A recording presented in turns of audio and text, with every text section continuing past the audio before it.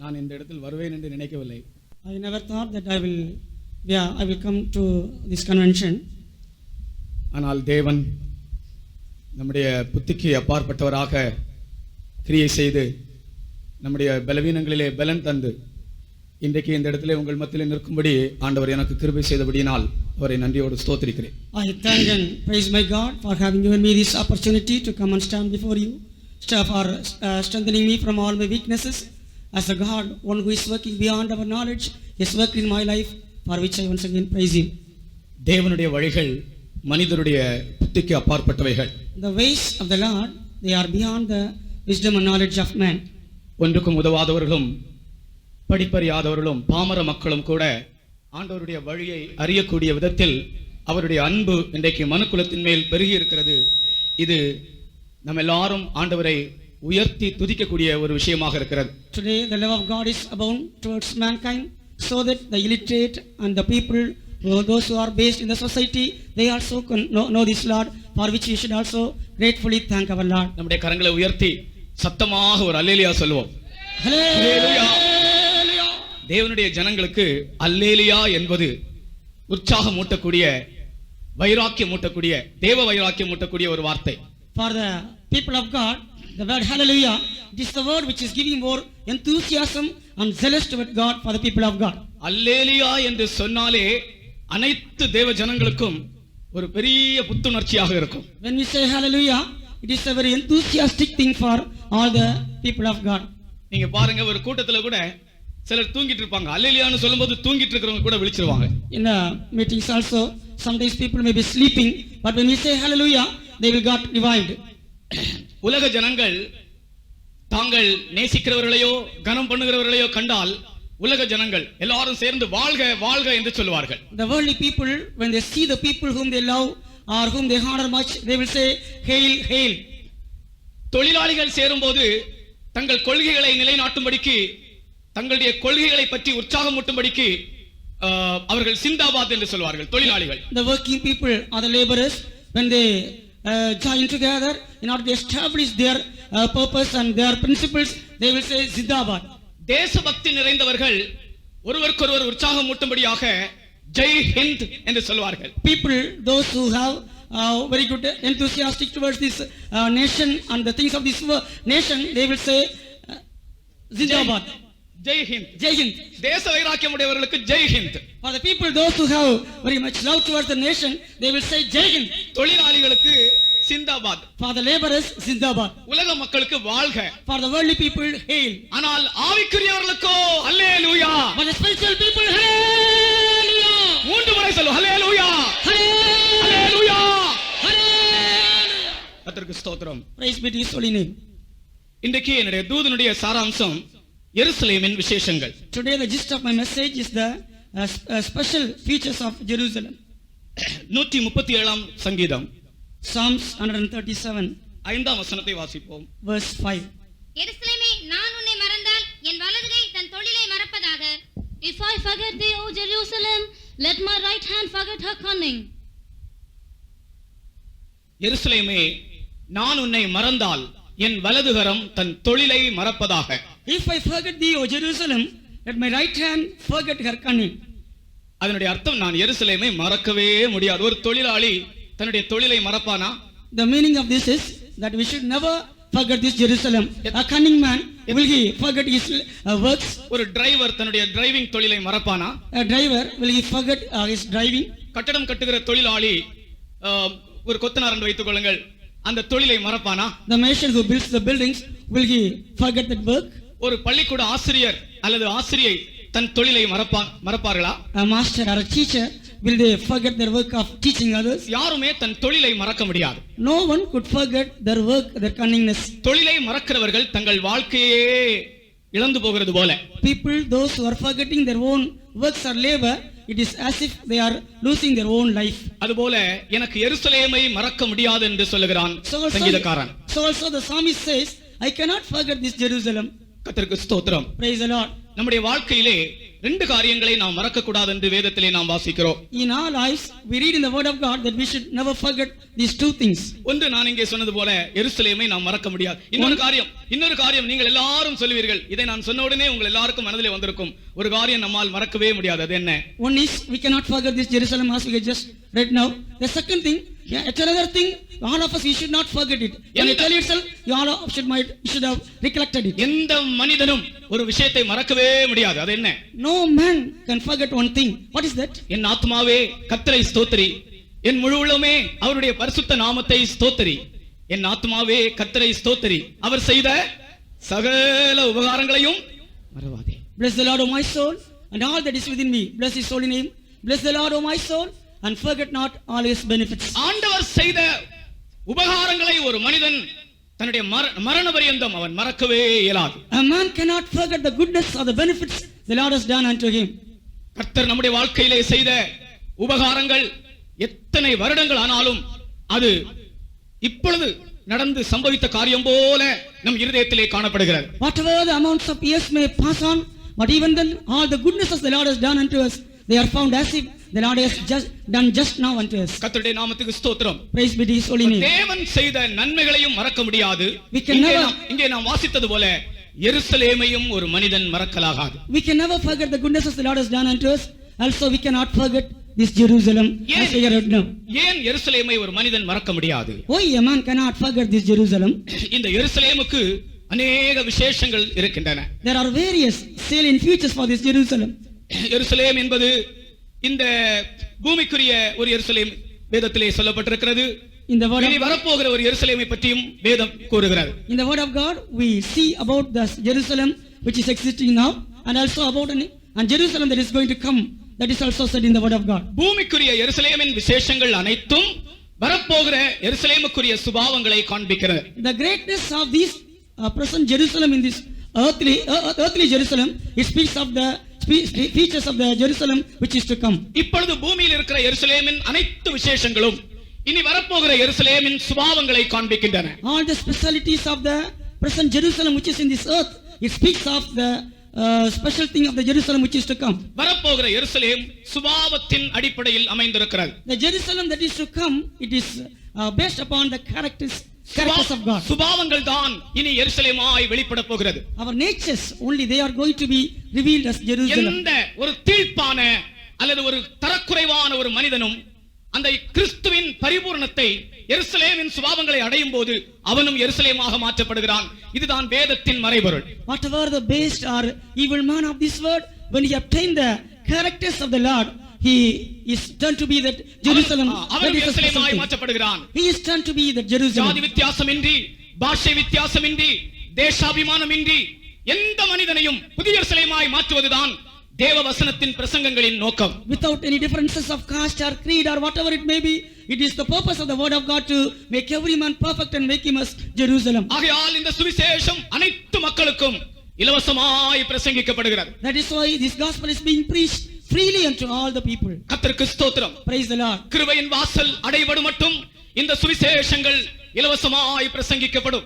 Till the door of grace is closed, this gospel will be preached freely. கிருபையின் வாசல் அடைபட்ட பின்பு இது போன்ற சுவிசேஷங்களை மனிதர் இனி கேட்க இயலாது. After the closing of the door of grace, then we cannot hear this gospel. ஒரு ஆள் ஒரு தரிசனம் கண்டார், ஒரு சொப்பனம் கண்டாரா. A man has seen a dream. கர்த்தராகிய இயேசு கிறிஸ்து வந்து விட்டார்.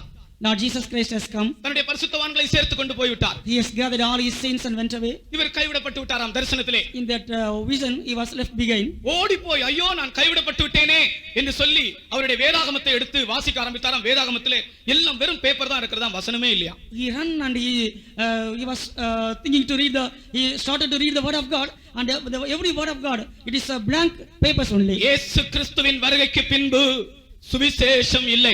After the coming of the Lord Jesus Christ, there is no gospel. ஆகையால் நாட்கள் பொல்லாதவைகளானபடியால் நாம் காலத்தை பிரயோஜனப்படுத்த கடனாளிகளாய் இருக்கின்றோம். Therefore we are indebted to we have to redeem the days, thinking that the days are evil. எருசலேமுக்குரிய சில பெயர்களை நான் சொல்லுகிறேன். I want to say certain names of this Jerusalem. எத்தனையோ பெயர்கள் உண்டு, எருசலேமுக்கு எத்தனையோ பெயர்கள் உண்டு. Many names have been given to this Jerusalem. நான் ஒரு சில பெயர்கள் மட்டும் சொல்லி அதனுடைய விளக்கங்களை அறிவிக்கிறேன். I want to tell certain names of Jerusalem and I want to explain about it. எருசலேமின் முதல் பெயர் அரியேல்.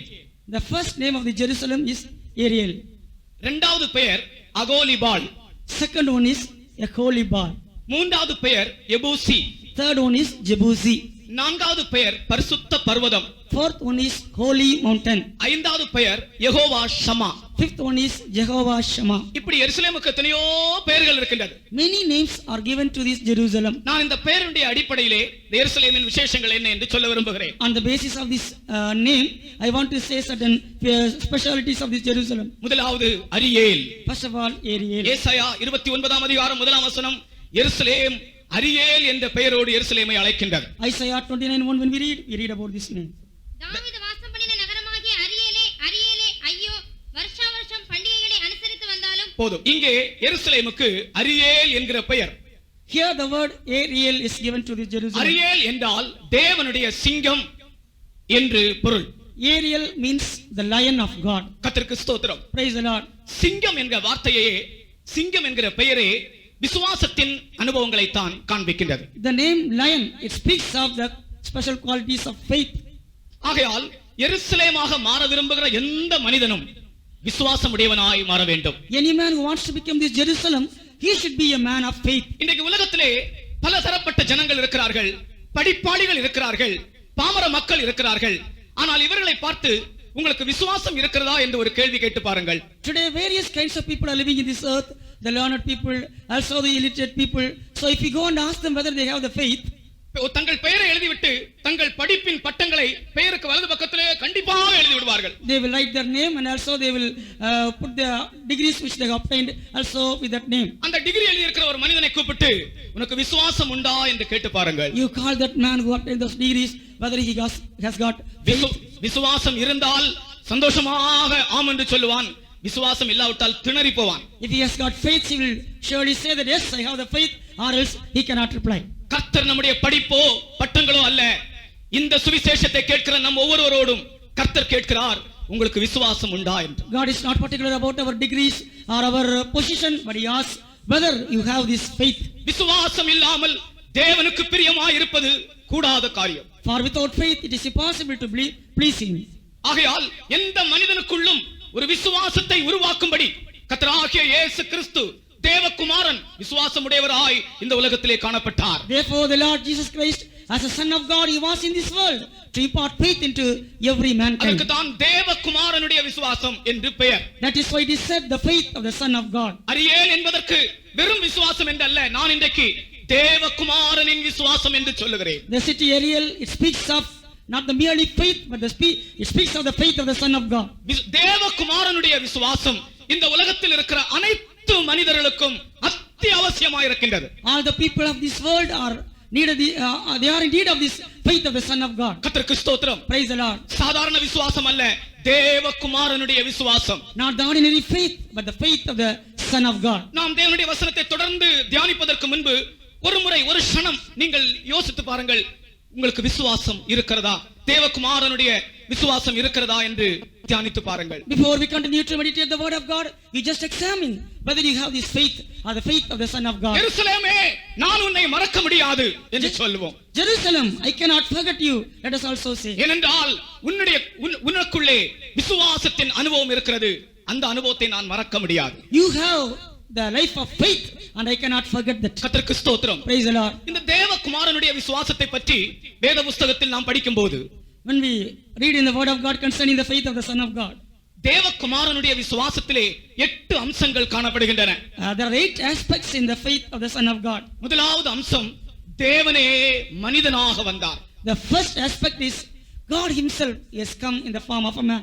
தேவன் மனுஷனானது தேவகுமாரனின் விசுவாசத்தின் ஒரு பகுதி.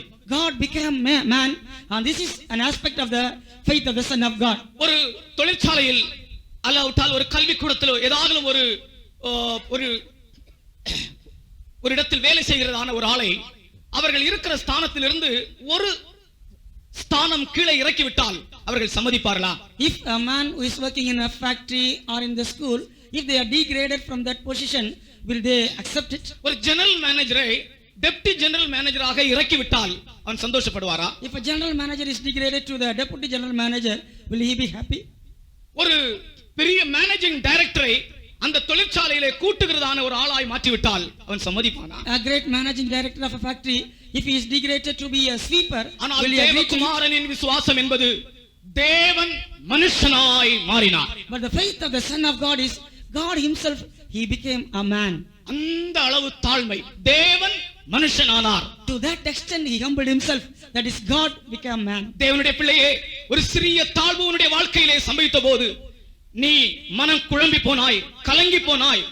நீ எத்தனையோ சந்தர்ப்பங்கள் துக்கப்பட்டு ஆண்டவரோடு நீ ஐக்கியம் இல்லாமல் போனாயே. Child of God, when you are humiliated, at that juncture you were troubled very much and you lost all your peace and you had no fellowship with God. இதோ தேவகுமாரனுடைய விசுவாசத்தை பார், தேவன் மனுஷனானார். But you see the faith of the Son of God, that God became man.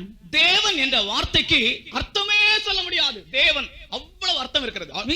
We cannot give the meaning of the word God because he has got various meanings to that name. எபிரேய பாஷையிலே தேவன் என்பதற்கு Elohim.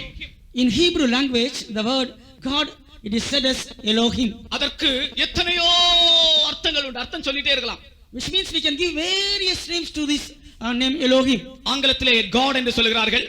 In English they say God. தமிழ்ல கடவுள் என்று சொல்கிறார். தமிழ்ல கடவுள் அல்லது பராபரன். In Tamil, Kadavul or the Lord. கடவுள் அல்லது பராபரன். Kadavul or Parabaran they say in Tamil.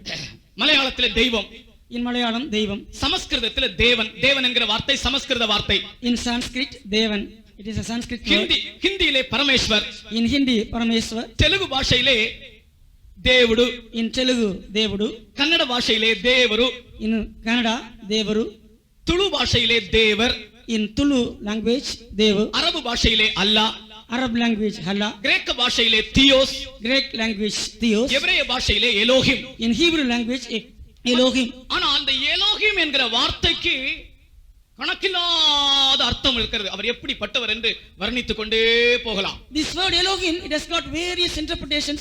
We can going on describing how our God is. We can going on. அப்படிப்பட்ட describing. தேவன் Such a great God. மனுஷனானார். He became man. மனுஷனுக்கு அர்த்தம் கொடுக்க போனா எப்படிப்பட்ட அர்த்தம் கொடுக்கலாம் தெரியுமா? மனுஷனுக்கு If we give an interpretation to the word man, what name we can give? பலவீனன். He is a weak one. பசி உள்ளவன். He is one having hunger. வியாதிப்படுகிறவன். He is the one who is subjected to various sicknesses. இனி நீங்களே அர்த்தம் கொடுத்துக் கொள்ளுங்கள். மனுஷனுக்கு அர்த்தம் கொடுக்க போனால் எத்தனை அர்த்தம் கொடுக்கலாம்? Likewise, you yourselves can give various names to this man. ஆனால் மனுஷனை மீட்கும்படிக்கு தேவன் மனுஷனாய் மாறியது தேவகுமாரனின் விசுவாசத்தில் முதல் பகுதியாக இருக்கின்றது. God having humbled himself to the state of a man, that is the first aspect of the faith of the Son of God. கர்த்தருக்கு ஸ்தோத்திரம். Praise the Lord. நமக்காக அவர் மனுஷனாய் வந்தார். For our sake he became man. தேவகுமாரனின் விசுவாசத்தின் இரண்டாம் பகுதி, The second aspect of the faith of the Son of God is இந்த உலகத்திலே 33 ஆண்டுகள் ஜீவித்த அவர் பாவமின்றி ஜீவித்தார். he who lived 33 and a half years in this world, he lived without any sin. கர்த்தருக்கு ஸ்தோத்திரம். Praise the Lord. பாவம் இல்லாத ஒரு ஜீவியம், அதுதான் தேவகுமாரனின் விசுவாசம். A life without sin, that is the faith of the Son of God. இயேசு கிறிஸ்து பாவம் இல்லாமல் ஜீவித்தது அவருடைய விசுவாசத்தின் அம்சத்தின் ஒன்று. Jesus Christ living in this world without any sin, that is also an aspect of the faith of the Son of God. அந்த விசுவாசம் எந்த மனிதனுக்குள் வருகிறதோ அவனும் இந்த உலகத்தில் பாவம் இல்லாமல் ஜீவிக்க இயலும். The man who receives this faith into his heart, he also can live in this world without any sin. கர்த்தருக்கு ஸ்தோத்திரம். Praise the Lord. இன்றைக்கு இந்த உலகத்திலே மனிதனுடைய பாவத்தின் நிமித்தம் அஸ்திவாரங்கள், உலகத்தின் தேசத்தின் அஸ்திவாரங்களே அசைந்து கொண்டிருப்பதாக வேதம் சொல்லுகிறது. Today, word of God says, because of the sin of the man, the whole foundation of the world is shaking. சங்கீதக்காரனாகிய ஆசாப் தேசத்தின் அஸ்திவாரங்கள் அசைகிறதே என்று அலறினான். The psalmist Asaph says, the foundation of the world are shaking. 82ஆம் சங்கீதத்தை நீங்கள் வீட்டிலே போய் வாசித்து பாருங்கள். Go home and read Psalms 82. தேசத்தின் அஸ்திவாரங்கள் அசைகிறதே. காரணம் பாவத்தினாலே. The foundation of the world are being shaken. It is only because of the sin. சங்கீதக்காரனாகிய தாவீது புலம்புகிறான், அஸ்திவாரங்கள் அசைந்தால் நீதிமான் என்ன செய்வானே? Psalmist David also says, if the foundations are shaken, then what shall the righteous man will do? தேசத்துக்கு அஸ்திவாரம் நீதிமான்கள், நீதிமான்களுக்கு அஸ்திவாரம் இயேசு கிறிஸ்து. The foundation of this world are the righteous people, and to them their foundation is the Lord Jesus Christ. நான் திரும்பவும் சொல்கிறேன், Once again I say, தேசத்துக்கு அஸ்திவாரம் நீதிமான்கள். the righteous people are the foundation of this world. நீதிமான்கள் பாவம் செய்தால் தேசம் அசைந்து போகும். If the righteous people do commit sin, then this world will be shaken. நீதிமான்களுக்கு அஸ்திவாரம் இயேசு கிறிஸ்து. For these righteous people, Jesus Christ, is the foundation. ஆகையால் தான் நீதிமான்கள் பாவம் செய்தபோது ஆசாப் சங்கீதக்காரனாகிய ஆசாப் சொன்னான் 82ஆம் சங்கீதத்திலே, தேசத்தின் அஸ்திவாரங்கள் அசைகிறதே என்று அலறினான். That is why when the righteous people committed sin, the psalmist Asaph he says, oh, the foundation of the world are being shaken. அதுபோல சங்கீதக்காரன் சொல்லுகிறான், நீதிமான்கள் அஸ்திவாரங்கள் அசைந்தால் நீதிமான் என்ன செய்வான்? 11ஆம் சங்கீதத்திலே சங்கீதக்காரனாகிய தாவீது கேட்கிறான். So in the 11th Psalm, psalmist says, if the foundations are being shaken, what shall the righteous people do? பிரியமானவர்களே, பாவத்தின் நிமித்தம் இன்றைக்கு அநேகருடைய ஜீவியத்தின் அஸ்திவாரங்கள் அசைந்து கொண்டிருக்கின்றன. Beloved one, because of the sin of the people, their foundations are being shaken. தேசத்தின் அசைவுக்கு காரணமே பாவம்தான். The reason for the shake of this whole world is the sin of the people. துன்மார்க்கத்தில் புதைந்து, சூதாட்டத்தில் சீர்கெட்டு, மதுவரியில் மாண்டு போகிறதான இந்த பாவிகளை மீட்க தேவனுடைய சத்தியமே அல்லாமல், சுவிசேஷமே அல்லாமல் வேறொரு வெளிச்சம் இந்த உலகத்தில் இல்லை. In order to redeem the people, those who are destroying themselves in drinking and alcohol and also in wickedness, there is nothing found in this world other than the gospel of the Lord. ஒரு மனிதன் சிலுவை அண்டையிலே வரும்போது அவன் ரட்சிக்கப்படுகிறான்.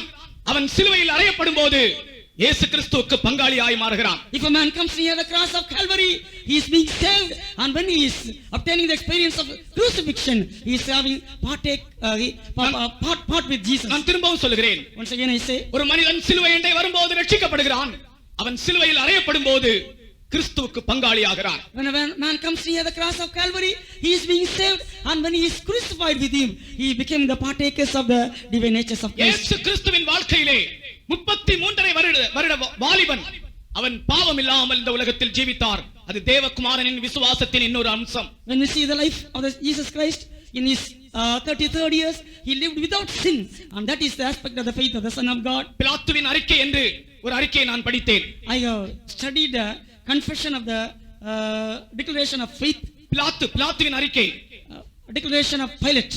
பிலாத்து சொல்லுகிறான், ஒருமுறை பிலாத்து தன்னுடைய ரதத்திலே போய் கொண்டிருக்கும் போது ஒரு இடத்திலே அவர் போகிற வழியிலே ஒரு கூட்டம் ஜனங்கள், ஒரு வாலிபன் நின்று பிரசங்கித்துக் கொண்டிருந்தான்.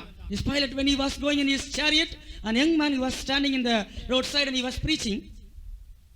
தன்னுடைய அதிகாரியை அனுப்பி அந்த கூட்டம் என்ன, அந்த பிரசங்கிக்கிறவன் யார் என்று பார்த்து வரும்படி அனுப்பினானாம். He sent his officer and he just inquired, who is that man preaching in that side? கொஞ்ச நேரம் பிலாத்துவின் அதிகாரி போய் அந்த பிரசங்கிக்கிறவர் யார் என்று கேட்டு திரும்பி வந்து சொன்னதை நான் உங்களுக்கு சொல்லுகிறேன். After a while, this man who is sent by Pilate, he came again and he was telling Pilate the matter. அங்கே பிரசங்கிக்கிறவர் நசரேயன். The man who is preaching there, he is a Nazarite. அவருடைய வார்த்தைகளை என் இருதயம் தாங்க முடியவில்லை. My heart could not bear his words. காரணம், அவர் பாவமற்றவர். அவருடைய வார்த்தைகள் இருதயம் கொள்ளாதவைகள். The reason being, he is sinless and heart cannot just merely accept his words. இந்த உலகத்தில் எத்தனையோ தத்துவ மேதைகள் எழும்பினார்கள். அவர்களுடைய வார்த்தைகள் மனிதனுக்கு அறிவை உண்டாக்கினது, ஆனால் ஆத்துமாவை சரிப்படுத்தவில்லை. Many philosophers have come in this world, and their words they imparted knowledge to the people, but it could not do anything with their life. ஆனால் இயேசு கிறிஸ்துவிலேயோ பாவம் இல்லை. But in Jesus Christ there is no sin in him. பாவம் இல்லாமல், விசுவாசத்தினாலே பாவம் செய்யாமல், பாவம் அறியாமல் அவர் ஜீவித்தார். Without sin and by faith, without committing any sin, he lived in this world. மூன்றாவது பகுதி, The third aspect of the faith, தேவகுமாரனின் விசுவாசத்தின் மூன்றாம் பகுதி, அவர் பாவம் இல்லாமல் ஜீவித்தது மட்டுமல்ல, அவர் பாவங்களை விசுவாசத்தினாலே மன்னித்தார். third aspect of the faith of the Son of God is he by faith he forgave the sins of the people. பாவங்களை மன்னித்தார்.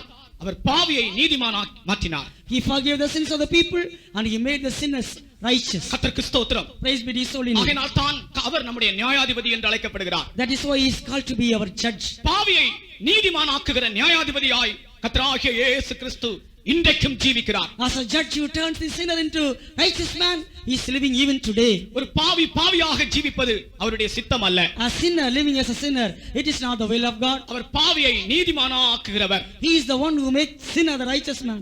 ஏசாயா 23ஆம் அதிகாரத்தை நாம் படிக்கும்போது, Isaiah chapter 23 when we read, கர்த்தர் என்னுடைய நியாயாதிபதி என்று வாசிக்கிறோம். in chapter 33 we read, the Lord is my judge. கர்த்தர் என்னுடைய நியாயாதிபதி. The Lord is my judge. அந்த நியாயாதிபதி என்ன செய்கிறார் தெரியுமா? What does the judge is doing? பாவியை நீதிமானாய் மாற்றுகிறார். He is making the sinner a righteous person. இந்த இடத்திலும் கூட உன்னுடைய பாவத்திற்கு நிவாரணம் என்ன என்ற கேள்வியோடு இந்த முதலாம் கூட்டத்திலே நீ வந்ததுண்டு. Even for his first meeting, you might have come.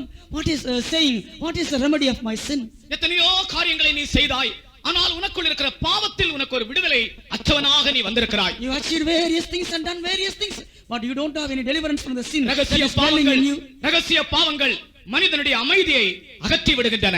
Secret sins of man, they remove the peace of the man.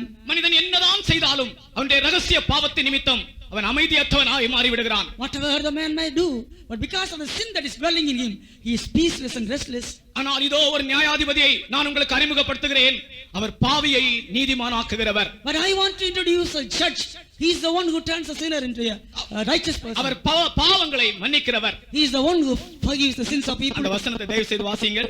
கர்த்தர் நம்முடைய நியாயாதிபதியாக இருக்கிறார். For the Lord is our judge. For the Lord is our judge, the Lord is our lawgiver, the Lord is our king, he will save us. கர்த்தர் நம்முடைய நியாயாதிபதியாக இருக்கிறார். For the Lord is our judge.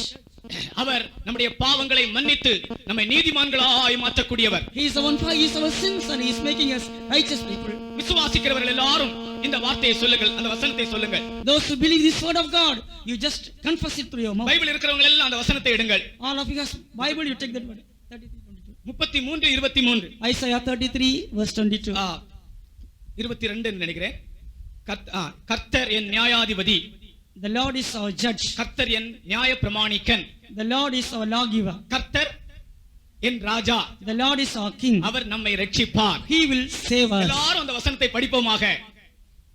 இன்றைக்கே நமக்கு ஒரு பாவ மன்னிப்பின் நிச்சயத்தோடு நாம் திரும்பி போக வேண்டும். Even today we should turn with the assurance of the forgiveness of our sins. வேறு யாரும் நம்முடைய பாவங்களை மன்னித்து நம்மை நீதிமான்களாக்க இயலாது. No one else could forgive our sin and they can make us righteous. எல்லாரும் சொல்லுங்கள், கர்த்தர் நம்முடைய நியாயாதிபதி. All of you say like this. எல்லாரும் விசுவாசத்தோடு சொல்லுவோம், கர்த்தர் நம்முடைய நியாயாதிபதி. For the Lord is our judge. கர்த்தர் நம்முடைய நியாய பிரமாணிக்கன். For the Lord is our lawgiver. கர்த்தர் நம்முடைய ராஜா. The Lord is our king. அவர் நம்மை ரட்சிப்பார். He will save us. கர்த்தருக்கு ஸ்தோத்திரம். Praise the Lord. நான் வழக்கமாக இந்த வசனத்தை சொல்லும் போதெல்லாம் நான் அறிவிக்கிற ஒரு சத்தியம், உங்களுக்கு ஏதாவது திடீரென்று கஷ்டங்கள் வரும்போது இந்த வசனத்தை சொல்லிவிடுங்கள், கஷ்டத்திலிருந்து விடுதலை கிடைக்கும். Whenever I am preaching on this word of God, I used to say, whenever you find any difficulty in your life, at that time you just tell this word of God, then you will be delivered from that. கர்த்தர் நம்முடைய நியாயாதிபதி, கர்த்தர் நம்முடைய நியாய பிரமாணிக்கன், கர்த்தர் நம்முடைய ராஜா, அவர் நம்மை ரட்சிப்பார். இந்த நான்கையும் சொல்லிவிட்டால் உங்களுக்கு ஜெயம் கிடைக்கும். If you say, for the Lord is our judge, the Lord is our lawgiver, the Lord is our king, then he will save us. நான் இதை ஒரு தடவை என் சபையிலே பிரசங்கம் பண்ணினேன். Once I preached this word of God in my assembly. இப்படி சொன்னேன், உங்களுக்கு கஷ்டம் நெருக்கம் வரும்போது சொல்லுங்கள் என்று. When you are in distress, you just confess like this. பரீட்சை எழுத போன ஒரு வாலிப சகோதரி தனக்கு எழுத வேண்டியதான ஆன்சர் மறந்து விட்டது. உடனே அவளுக்கு நான் சொன்னது ஞாபகம் வந்தது. கர்த்தர் நம்முடைய நியாயாதிபதி, கர்த்தர் நம்முடைய நியாய பிரமாணிக்கன், கர்த்தர் நம்முடைய ராஜா, அவர் நம்மை ரட்சிப்பார் என்று சொன்ன உடனே அந்த ஆன்சர் ஞாபகம் வந்து விட்டது. One young girl, as she was writing her examination, he forgot the answer of a particular question. At that time, she recollected this word of God and she confessed her mouth through, the Lord is my judge and the Lord is my lawgiver, the Lord is my king. And that time, immediately she recollected that answer. நான் மதுரையிலே இந்த காரியத்தை சொன்னேன்.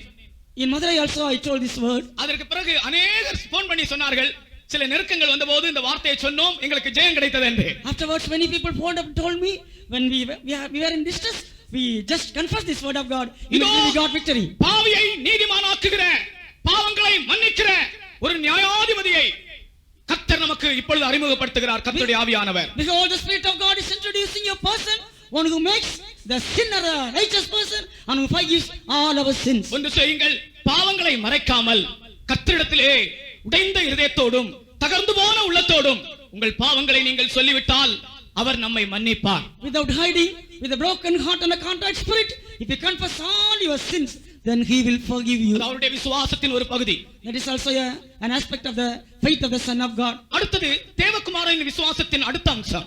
The fourth aspect of the faith of the Son of God is, கர்த்தராகிய இயேசு கிறிஸ்து ஆகிய தேவகுமாரன் இந்த உலகத்தில் ஜீவித்த நாட்கள் வரைக்கும் அவர் ஒரு எளிய ஜீவியம் செய்தார். the Son of God, the Lord Jesus Christ, as long as he lived in this world, he lived an ordinary and simple life. ஒரு simple life. He led a simple life. ஒரு எளிய ஜீவியம் செய்தார். He had a simple life. பிரியமானவர்களே, இன்றைக்கு உலகம் ரொம்ப ஸ்டைல்கார உலகமாய் மாறிக்கொண்டிருக்கிறது. Today this world is going towards the style and greatness of this world. குடிசையில் இருக்கிறவன் கூட டிவி வைத்து பார்த்து கொண்டிருக்கிறான். Even the man who is living in a small hut also, he is keeping a TV and he is watching over it. உலகமானது இன்றைக்கு ரொம்ப ஸ்டைல்கார உலகமாய் போய் கொண்டிருக்கிறது. This world is going toward these things in this world. ஆனால் மனிதனுடைய style என்ற வாஞ்சை, மனிதன் ரொம்ப வேஷமாக உலகத்திற்கு பகட்டாக நாகரிகமாக ஜீவிக்க வேண்டும் என்கிற மனித எண்ணத்தை மனிதனுடைய மனதிலிருந்து மாற்றும்படியாய் கர்த்தராகிய இயேசு கிறிஸ்து எளிய ஜீவியம் செய்தார். In order to change these modern fashions and the greatness of this world, the Lord Jesus Christ lived a simple life in this world. எளிய ஜீவியம் மேற்கொண்டார். He had a simple life in this world. அதுக்கு எளிய ஜீவியம் செய்ய ஒரு விசுவாசம் வேண்டும். To lead such a simple life, we need faith in our lives. கர்த்தருக்கு ஸ்தோத்திரம். Praise be to His holy name. தேவகுமாரனின் விசுவாசம் யாருக்குள் இருக்குமோ அவர்கள் தான் எளிமையாக இருக்க முடியும். He who has the faith of the Son of God, they alone can lead a simple life in this world. கர்த்தராகிய இயேசு கிறிஸ்துவுக்கு ஈசாயின் வேர் என்று சொல்லப்பட்டிருக்கிறது. Now Jesus Christ, he was called to be the root of Jesse. அதற்கு ஒரு அர்த்தம் உண்டு. There is a meaning for that word. ஏன் போவாசின் வேர் என்று சொல்லவில்லை? Why he was not called to be the root of Boaz? ஈசாயின் வேர் என்று ஏன் சொல்லப்பட்டார்? Why he was called to be the root of Jesse? நான் விளங்கிக் கொண்ட ஒரு அர்த்தத்தை சொல்லுகிறேன். The meaning which I understood from that word, I tell it to you. இயேசு கிறிஸ்து போவாசின் சந்ததிதான். Jesus Christ, he was the seed of Boaz only. ஆனால் Boaz தன்னுடைய நாட்களிலே மிகுந்த ஆஸ்திகாரனாக இருந்தான். But Boaz in his days, he was a wealthy person in his days. ஆனால் ஈசாய் வரும்போது But when we come to Jesse, ஈசாய் மிகுந்த ஆஸ்திகாரன் அல்ல. he had no such a wealth in this world. ஈசாயின் குடும்பம் ஒரு எளிய குடும்பம். The family of Jesse, it is a very poor family. ஈசாய்க்கு இருந்த ஆடுகள் கொஞ்சம் ஆடுகள். He had only a little sheep. நீங்கள் வேதவசனத்தில் வாசித்து பாருங்கள், அந்த கொஞ்சம் ஆடுகளை நீ எங்கே விட்டு வந்தாய் என்று அவனுடைய அண்ணன் கேட்கிறான். In the word of God, when we read, the brother of David asked unto David, where did you leave those little sheep? போவாசின் குடும்பம் வரைக்கும் ஐஸ்வர்யவான்களாய் பெரிய ஆஸ்திகாரர்களாய் இருந்தார்கள். ஆனால் ஈசாயின் குடும்பம் வரும்போது அவர்கள் எளியவர்களாய் இருந்தார்கள். But as the days of in the days of Boaz, they were wealthy people. But when they coming to the days of Jesse, they were very poor people. ஈசாயின் வேர் என்கிற அந்த வார்த்தைக்கு ஒரு அர்த்தம் இயேசுவின் எளிமை. One meaning of that word, root of Jesse, is the simple life of Jesus. எளிய ஜீவியத்தை தான் கர்த்தர் விரும்புகிறார். Jesus, he wants only the simple life. சிம்பிளா இருக்கிறவங்க விரும்புறவங்க எல்லாம் ரெண்டு கரங்களை உயர்த்தி ஒரு அல்லேலூயா சொல்லுங்க பாப்போம். சிம்பிளா இருக்கு. ஹalleluya. உங்கள் கைகள் எல்லாம் ரொம்ப உற்சாகமாய் உயர்ந்திருக்கிறது. எனக்கு ரொம்ப சந்தோஷமா இருக்கிறது. Very joyfully you lifted up your hands, for which I am also happy. ஆம், இந்த சத்தியத்தை அறிந்த அனைத்து ஜனங்களும் ஒரு எளிய ஜீவியத்தை விரும்புகிறவர்களே. All the people of God who knew this truth, they all desire the simple life only. யாராலும் ஒரு சிம்பிள் லைஃபை விரும்பாவிட்டால் அவர்களுக்கு இந்த ஜீவியம் ஒரு தடுக்கலின் கல்லும் இடரலின் கண்மலையுமாயிருக்கும். If any people do not like this simple life, then this truth shall be a stumbling block and a stone by which they will stumble. எளிய ஜீவியம் மேற்கொள்ளாதவர்களுக்கு ஏறுகல்லே இடர்களாய் மாறிவிடும். People those who do not have this simple life, the stone by which they should go, it will be a stumbling block. பிரியமானவர்களே, எந்த அளவுக்கு நாம் எளிமையாய் தம்மை தாழ்த்திக் கொள்கிறோமோ கர்த்தருடைய கிருபை நம்மை சூழ்ந்து கொள்ளும். To what extent we change our life to simpleness, then the grace of God will compass round about us. இந்த ஏழை கூப்பிட்டான், கர்த்தர் அவனை கேட்டார். This poor man cried, the Lord heard him and delivered him. இங்க இருக்கிற ஏழைகள் எல்லாம் ஒரு அல்லேலூயா சொல்லுவோமாக. All the poor, hallelujah. சீயோனிலே ஏழைகள் உண்டு. There are poor in Zion. அவர்களை தேவன் அப்பத்தினால் திருப்தியாக்குவாராம். The Lord will feed them with bread, says the word of God. சீயோனில் ஆசாரியர்கள் உண்டு. There are priests in Zion. அவர்களை இரட்சிப்பினால் அலங்கரிப்பாராம். The Lord will clothe them with salvation. அதற்கு ஸ்தோத்திரம். சீயோனில் ஏழைகளை அப்பத்தினால் திருப்தியாக்குவார். There are poor in Zion. The Lord will satisfy them with the bread. ஏழைகள் என்றால் எளியவர்கள். Poor people means simple people. இந்த ஏழை கூப்பிட்டான். This poor man cried. அதற்கு ஸ்தோத்திரம். Praise the Lord. கர்த்தர் அவனை கேட்டு அவனுடைய இடுக்கண்களுக்கெல்லாம் நீங்களாக்கி விடுவித்தார். God heard him and delivered him from out of all his troubles. உன்னுடைய வாழ்க்கையிலே ஏதாகலும் பிரச்சனைகள் இருக்கிறதா? நீ எளியவனாக மாறி ஆண்டவர் சமூகத்திலே அழுது புலம்பு. இந்த ஏழை கூப்பிட்டான், கர்த்தர் உன்னுடைய கூப்பிடுதலை கேட்பார். Is there any problems in your life? Then you become a poor man and you just cry unto him and lament unto him. He will surely deliver you. ஒரு நிமிடம் கர்த்தருடைய ஆவியானவர் உங்களுக்கு தருகிறார். யாராகலும் சில பிரச்சனைகளுக்குள்ளே இருக்கிறவர்கள், இப்பொழுது நீங்கள் ஆண்டவரை நோக்கி இயேசுவே என்று கூப்பிடுங்கள். எளியவர்களாக உங்களை தாழ்த்தி இப்பொழுதே கர்த்தர் உங்களை விடுவிக்கிறார். For a moment the Spirit of God is giving unto you. If any one of you is having any problems, as a poor man, you just cry unto him. உங்களை தாழ்த்தி விடுங்கள். You humble yourselves. இயேசுவே என்று கூப்பிடுங்கள். Call unto him saying, oh Jesus. இந்த ஏழை கூப்பிட்டான். This poor man cried. இந்த ஏழை கூப்பிட்டான். This poor man cried. கர்த்தர் அவனை கேட்டவனை அவனுடைய இடுக்கண்களுக்கெல்லாம் நீங்களாக்கி விடுவித்தார். And the Lord heard him and delivered him from out of all his troubles. ஓ தேவகுமாரனுடைய விசுவாசம் உடையவர்களே, எளியவர்களே, இயேசுவை நோக்கி கூப்பிடுங்கள். Those who have the faith of the Son of God, oh ye the simple people, you just call unto his name. அல்லேலூயா, அல்லேலூயா, அல்லேலூயா. மறப்பேனோ நான் உனக்காய் உயிர் கொடுத்தேன் மானே, உன்னையே மறப்பேனோ நான். தாய் தன் சேயை மறந்தாலும் தான் தாய் தன் மறப்பேனோ உன்னை நான் மாதே, மறப்பேனோ உன்னை நான் மாதே, மறப்பேனோ நான் உனக்காய் உயிர் கொடுத்தேன் மானே, உன்னையே மறப்பேனோ நான். அல்லேலூயா, Hallelujah. கர்த்தர் உங்களுக்கு சொல்லுகிறார் இப்படி. நீங்கள் சிலர் அநேக காரியங்களுக்காக இப்பொழுது நீங்கள் ஜெபித்தீர்கள். இந்த முதலாம் நாளிலே கன்வென்ஷனின் முதல் கூட்டத்திலேயே ஆண்டவர் ஏழைகளாகிய நமக்கு பதில் தந்திருக்கிறார். இந்த விசுவாசத்தோடு தான் நான் இதை பேசுகிறேன். In this first day, in this first meeting, with various problems, கர்த்தர் you சொல்லுகிறார், cried unto the Lord, and the Lord has delivered you all. உன்னை மறப்பேனோ என்று கேட்கிறார். The Lord is asking, will I forget you? கர்த்தர் மறக்க மாட்டார் என்று சொல்லுகிறவர்கள் திரும்பி அதை பாடுவோம். Those who say that the Lord will not forget me, once again let us sing that song. மறப்பேனோ நான் உனக்காய் உயிர் கொடுத்தேன் மானே, உன்னை நான் மறப்பேனோ நான் உனக்காய் உயிர் கொடுத்தேன் மானே, உன்னை மறப்பேனோ நான். தாய் தன் சேயை மறந்தாலும் தான் தாய் தன் சேயை மறந்தாலும் தான் மறப்பேனோ உன்னை நான் மாதே, மறப்பேனோ உன்னை நான் மாதே, மறப்பேனோ நான் உனக்காய் உயிர் கொடுத்தேன் மானே, உன்னையே மறப்பேனோ நான். அல்லேலூயா. அவர் எளியவர்களுடைய ஜெபத்தை கேட்கிறார். He hears the crying of the poor. அடுத்தது தேவகுமாரனின் விசுவாசத்தின் அடுத்த பகுதி. The next aspect of the faith of the Son of God. அவருடைய விசுவாசத்தினாலே உலகத்தில் அற்புதங்கள் செய்தார். By his faith, he did many wonders in this world. கர்த்தருக்கு ஸ்தோத்திரம். Praise the Lord. அவர் அற்புதங்கள் செய்தார். He did many wonders and miracles. அந்த அற்புதங்கள் செய்தது ஏதோ ஒரு மேஜிக் அல்ல, பிளாக் மேஜிக் அல்ல. It is not a black magic that he did இயேசு wonders. கிறிஸ்து பிசாசு பிடித்தவர் என்று சிலர் சொன்னார்கள். Some people said that he is a devil possessed man. அவர் செய்கிற அற்புதங்கள் பெயல்செபூலினால் என்று சொன்னார்கள். He do all these miracles through the devil Beelzebul. அவர் செய்த அற்புதங்கள் எதனாலே தெரியுமா? தேவகுமாரனின் விசுவாசத்தாலே. Through the faith of the Son of God only he did all the miracles. அவர் ஒரு அரியேலாய் தேவனுடைய சிங்கமாய் இருந்தபடியினால் அவர் அற்புதம் செய்தார். Because he was an Ariel, because he is the lion, he did all those miracles. நாய்களுக்கு அற்புதம் செய்ய முடியாது. The dogs, they cannot do wonders.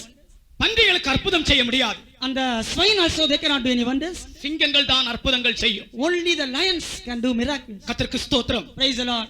அந்த அற்புதம் இன்றைக்கு நம்முடைய வாழ்க்கையிலும் அவர் நிறைவேற்ற விரும்புகிறார். He wants to fulfill that miracle in our lives also. நான் இன்றைக்கு கர்த்தருடைய ஆலோசனையாய் சொல்லுகிறேன். As a counsel of God today, I tell you, அற்புதங்கள் உங்கள் ஜீவியத்தில் வேண்டுமானால் நீங்கள் அற்புதங்களை கேட்க வேண்டும். if you want wonders and miracles to be done in our lives, you should ask of him. அற்புதங்களை கேட்டால்தான் அற்புதங்களை கர்த்தர் நமக்கு செய்வார். If you ask, then only the Lord will do wonders and miracles in your life. ஏசாயா தீர்க்கதரிசியின் காலத்திலே In the days of the prophet Isaiah, Ahaz என்று ஒரு ராஜா இருந்தான். there was a king called Ahaz. அவனிடத்திலே வந்து ஏசாயா தீர்க்கதரிசி சொன்னான், நீ ஆண்டவரிடத்தில் ஒரு அடையாளத்தை கேள் என்று. Unto him the prophet Isaiah told that you just ask of a sign unto the Lord. அந்த ஆகாஸ் சொன்னான், ஒரு பெரிய நீதிமான் போல ஆகாஸ் சொன்னான், ஐயோ நான் ஆண்டவரை பரீட்சை பார்க்க மாட்டேன், நான் கேட்க மாட்டேன் என்று சொன்னான். As a great righteous man that Ahaz told, I will not tempt the Lord, I will not ask of the Lord for a sign. தன்னுடைய வாழ்க்கை எப்படி இருக்கிறது என்று அவனுக்கு தெரியும், கேட்பதற்கு விசுவாசம் இல்லை. He know very well that how his life was. He don't have faith to ask of the Lord. இந்த ஆகாஸ் எப்படிப்பட்டவன்? What sort of man was this Ahaz? தான் நெருக்கப்படுகிற காலத்திலும் கர்த்தருக்கு விரோதமாய் துரோகம் பண்ணினவன். Even when he was suppressed in those days also, he was committing sin against the Lord. கர்த்தருக்கு விரோதமாய் துரோகம் பண்ணுகிறவன் ஒரு அற்புதத்தை ஆண்டவரிடத்தில் கேட்க முடியுமா? He was a man who was doing sin against the Lord. Can he ask any sign or wonder from the Lord? கர்த்தருக்கு முன் நல்மனசாட்சி இல்லாதவன் கர்த்தரிடத்தில் ஒரு அற்புதத்தை கேட்க முடியுமா? Man who do not have any good conscience, can he ask any sign or wonder from the Lord? முடியாது. He cannot. அவன் சொல்லியிருக்கலாம், எனக்கு கேட்கக்கூடிய விசுவாசம் இல்ல, நல்மனசாட்சி இல்லப்பா, என்னை விட்டுடுன்னு சொல்லியிருக்கலாம். அதை சொல்லாம மறைத்து, ஐயோ நான் ஆண்டவரை பரீட்சை பார்க்க மாட்டேன் என்று சொன்னான். He might have told that I cannot ask the sign from the Lord because I don't have good conscience, but he told, I shall not tempt the Lord, he said. எனக்கு தேவனிடத்தில் ஒரு அற்புதத்தை கேட்கக்கூடிய மனசாட்சி இல்லை, விசுவாசம் இல்லை என்று சொல்லி இருந்தால் கூட பரவாயில்லை. அவன் சொல்கிறான், நான் கேட்க மாட்டேன், கர்த்தரை பரீட்சை பார்க்க மாட்டேன். He says that he did not say that I do not have any faith or the good conscience to ask of the Lord in him or signs and wonders, but I will not tempt the Lord. தீர்க்கதரிசி சொல்கிறான், Prophet says, ஏசாயா சொல்கிறான், Isaiah says, உனக்கு விசுவாசம் இல்லையா, நான் கேட்கிறேன். don't you have faith? But I ask instead of you. இதோ ஒரு கன்னிகை கர்ப்பவதியாகி ஒரு குமாரனை பெறுவாள். அந்த அற்புதம் யார்? அந்த அடையாளம் யார்? இயேசு கிறிஸ்துவே அந்த அடையாளம். Behold, a virgin shall be with a child and she will bring forth a son, that is the Lord Jesus Christ. ஆகையால் அருமையான தேவனுடைய பிள்ளைகளே, ஆண்டவருக்காக ஜீவிக்கிற வாஞ்சை உள்ளவர்களே, நீங்கள் ஆண்டவரிடத்தில் ஒரு அற்புதத்தை கேளுங்கள். உங்கள் வாழ்க்கையில் ஆனாலும், உங்கள் குடும்பத்தில் ஆனாலும், உங்கள் வேலையில் ஆனாலும் அது நிகழட்டும். Beloved children of God, those who follow after the Lord, you just ask of the Lord or wonder in your family or your working places, the Lord will perform it. கர்த்தருக்கு ஸ்தோத்திரம். Praise the Lord. நீங்கள் ஒரு அற்புதத்தை கேளுங்கள், கர்த்தர் அதை செய்வார். Ask of the Lord for a sign or a wonder, surely he will perform it. Pastor P L சாக்கோடைய மரணத்திலே ஒரு சாட்சி சொன்னாங்க. யாரோ அவங்களுடைய ஒரு மகள் சொன்னாங்க சாட்சி. At the funeral of Pastor B.L. Chako, one person testified like this. நான் கூட அந்த அடக்காராதனையில் இருந்தேன். I was also in that funeral service. ஒரு முறை இவங்க கப்பல்ல பிரயாணம் பண்ணி கொண்டிருந்தாங்களா. Once they were journeying in a ship. அப்பொழுது இவருக்கு ஒரு முட்டை சாப்பிட வேண்டும் என்று ஆசை வந்ததாம். He decided to have an egg. அவருடைய மனைவி இடத்துல சொன்னாரா, எனக்கு ஒரு முட்டை எப்படியாவது கொடு. He told his wife, you just give me an egg to eat. அப்ப அவங்க மனைவி சொன்னாங்க, இந்த கப்பல்ல போய் கோழி எங்க முட்டை போட போகுது? She told it is a ship and how this hen can lay an egg here. பரியாசமாய் சொல்லி விட்டார்கள். He just mocked it and leave it. அவரும் பேசவில்லை, அப்படியே அமைதியாகி விட்டாராம். He also did not say anything, he kept quiet. கொஞ்ச நேரத்திலே அந்த கப்பல்ல பிரயாணம் செய்த ஒரு வாலிப பிள்ளைக்கு பயங்கரமான வியாதி வந்து விட்டது. After a while, one young girl was journeying in that ship. She had a great sickness and ailment. அந்த பிள்ளையை இவரிடத்தில் கொண்டு வந்தார்கள். இவரை பார்த்தால் பாஸ்டர் போல இருக்கிறதை ஜெபிப்பார் என்று கொண்டு வந்தார்களாம். இவர் ஜெபம் பண்ணினார். உடனே அந்த பிள்ளைக்கு சுகமாகி விட்டது. Seeing him to be a pastor, he brought that child to this pastor and he prayed and she got healed immediately. அவர்கள் அந்த பிள்ளையினுடைய அம்மா அந்த பிள்ளையை சுகத்தோடு திரும்பி கொண்டு போனார்கள். கொஞ்ச நேரத்துக்கு பிறகு ஒரு பார்சல் கொண்டு வந்து கொடுத்தாரலாம். பாஸ்டர், இதை வைத்துக் கொள்ளுங்கள் என்று. That mother took that child joyfully and after a while she gave a present to this pastor. அந்த பார்சலை திறந்து பார்த்தால் 12 முட்டைகள் இருந்ததாம். In that parcel there were 12 eggs. கர்த்தருக்கு ஸ்தோத்திரம். Praise the Lord. பிரியமானவர்களே, பாருங்கள் கர்த்தருடைய அற்புதத்தை பாருங்கள். You see how the Lord is performing wonders. தேவகுமாரன் தன்னுடைய விசுவாசத்தினால் அற்புதம் செய்தார். விசுவாசிக்கிறவர்களுக்கு அவர் அற்புதம் செய்கிறார். Son of God by his faith he has performed many miracles. Even today those who are believing, he is doing many wonders. ஒரு அல்லேலூயா சொல்லுவோமாக. Those who believe it say hallelujah. அல்லேலூயா. ஒவ்வொருவருடைய வாழ்க்கையிலும் ஆண்டவர் தேவகுமாரனுடைய விசுவாசம் நம்முடைய ஜீவியத்தில் வெளிப்படும் போது அற்புதம் செய்ய அவர் ஆயத்தமாக இருக்கிறார். In the lives of each and every one of us, when we reveal the faith of the Son of God, that he is ready to perform wonders in our lives. பெரிய அற்புதம் என்ன என்றால் நம்முடைய சுபாவத்தின் மாற்றம் தான். Above all the miracles, the greatest of the miracles is the transformation of our characters. உன்னுடைய சுபாவம் ஒரு சுபாவம் மாற்றப்பட்டால் அது ஒரு பெரிய அற்புதம். Your nature's character should be transformed. That is the great miracle. கர்த்தருடைய பரிசுத்த நாமத்துக்கு ஸ்தோத்திரம். Praise be his holy name. Pastor Selvam அவர்கள் எங்களுக்கு பைபிள் ஸ்டடி கொடுக்கும்போது ஒரு வார்த்தை சொன்னார்கள். சூரியனை நிறுத்துறதை விட நம்முடைய சுபாவம் ஒன்று மாறுவது ஒரு பெரிய அற்புதம் என்று சொன்னார். Pastor Selvam, when he was giving a work study, he said instead of stopping the sun, it is a great miracle to have changed our characters. ஆமென். கோபக்காரனாய் இருக்கிற நீ ஒரு சாந்த குணமுள்ளவனாய் மாறுவது பெரிய அற்புதம். You who are a man of anger, you turning to be a meekest person, that is the greatest of miracles. பயங்கர துஷ்ட சுபாவங்கள் நிறைந்த நீ அந்த சுபாவங்களில் இருந்து விடுதலை அடைவது ஒரு பெரிய அற்புதமாக இருக்கிறது. You are a wicked person being turned away from that wickedness, that is the greatest of miracles. கர்த்தருக்கு ஸ்தோத்திரம். தேவகுமாரனுடைய விசுவாசமானது நமக்குள் அற்புதங்களை நடப்பிக்கிறது. The faith of the Son of God is doing wonders in our lives. அடுத்ததாக இந்த தேவகுமாரனின் விசுவாசத்தின் இன்னொரு பகுதி. Next, the other aspect of the faith of the Son of God is அவர் விசுவாசத்தினாலே ஜெபம் பண்ணினார். by faith he prayed. இயேசு கிறிஸ்து தேவனாய் இருந்தாலும் அவர் இந்த உலகத்தில் இருக்கும்போது ஜெபிக்கிறவராய் இருந்தார். Jesus, even though he is the Son of God and he is he is the Lord. He was praying when he was in this world. விசுவாசம் இல்லாதவன் ஜெபிக்க மாட்டான். He who has no faith, he shall not pray. ஜெபிக்கிறவன் விசுவாசம் உடையவனாய் இருப்பான். He who prays is a man of faith. நீ விசுவாசத்தோடு ஜெபித்தால் நீ ஜெபிக்கிறது உனக்கு கிடைக்கும். If you pray with faith, you can obtain the things for what you are praying. கர்த்தருக்கு ஸ்தோத்திரம். Praise the Lord. சீக்கிரமாய் சொல்ல விரும்புகிறேன். I want to finish it soon.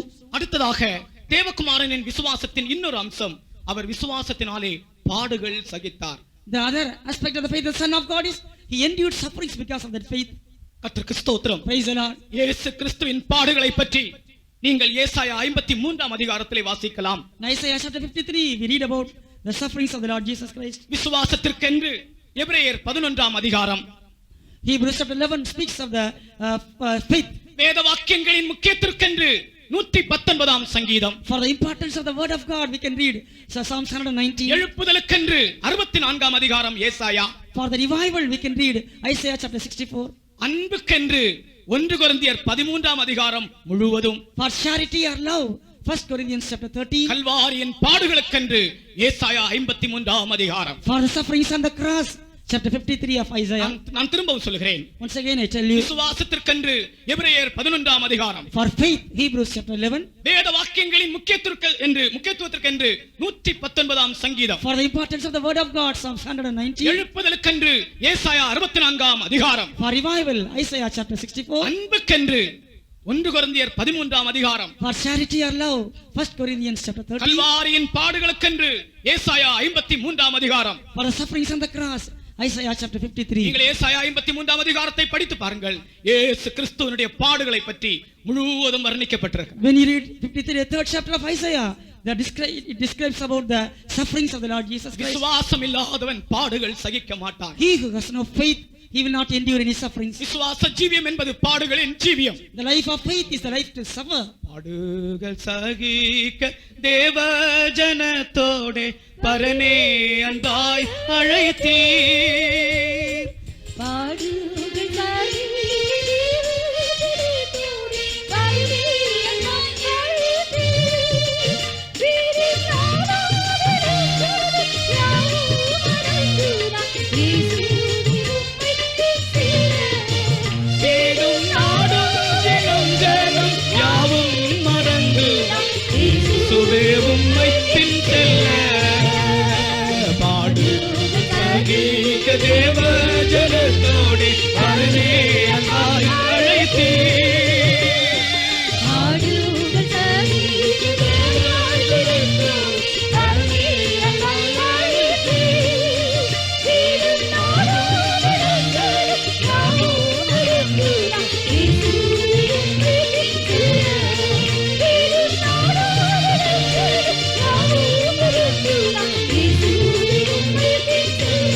கர்த்தருக்கு ஸ்தோத்திரம். Praise the Lord. பாடுகள் சகிக்க விரும்புகிறவர்கள் தான் வாலிபத்திலே அவருடைய ஊழியத்திற்கு வர முடியும். Those who want to endure hardness for Jesus Christ, they alone can come to serve the Lord at their youthful days. இயேசு கிறிஸ்துவுக்காக பாடுகள் சகிக்க விரும்புகிறவர்கள் தான் தங்களை ஊழியத்திற்கு அர்ப்பணிப்பார்கள். For those that want to endure hardness for the Lord Jesus Christ, they alone can surrender themselves for the ministry of the Lord. சமீபத்திலே பெங்களூர்ல சில வாலிபர்கள் வந்து நாங்கள் ஊழியத்துக்கு வருகிறோம் என்று சொன்னார்கள். Recently, some young men, they came and said that they are coming to serve the Lord. நல்ல வாலிப சகோதரர்கள்.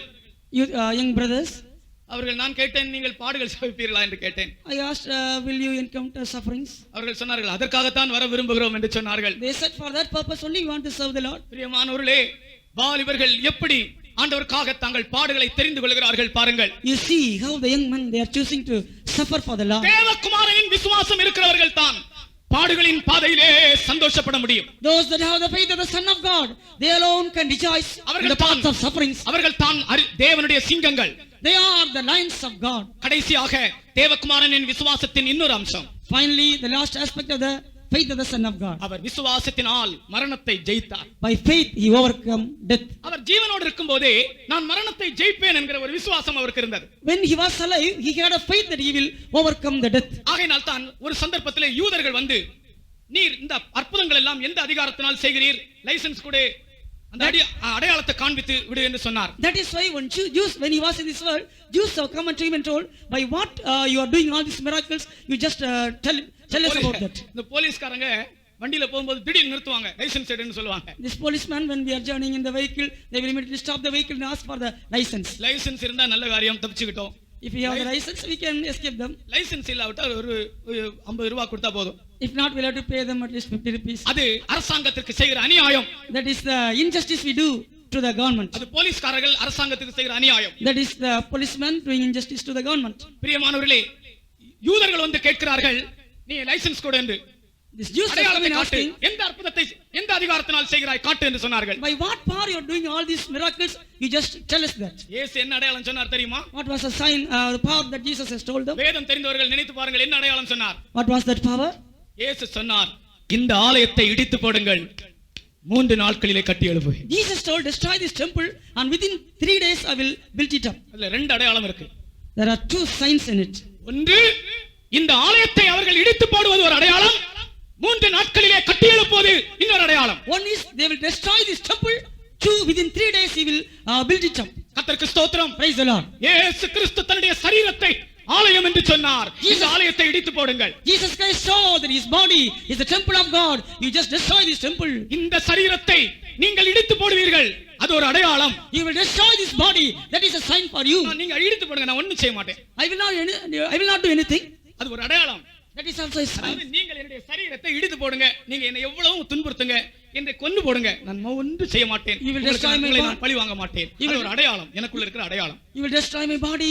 You make me to suffer. You kill me, but I will not retaliate unto you. மற்றவர்கள் உன்னை உபத்திரவப்படுத்தும் போது நீ மௌனமாயிருப்பது உனக்குள் இருந்து வெளிப்படுகிற ஒரு அடையாளம். When others do persecute you, you keeping silence. That is also a sign that is revealed in you. அடுத்தது, நான் நீங்கள் இந்த சரீரத்தை இடித்து போடுங்கள், ஆலயத்தை இடித்து போடுங்கள், 3 நாட்களுக்குள்ளே நான் கட்டி எழுப்புவேன் என்றால் நான் உயிர்த்தெழும்புவேன் என்ற அர்த்தம். You will destroy this temple and I will raise it up within 3 days.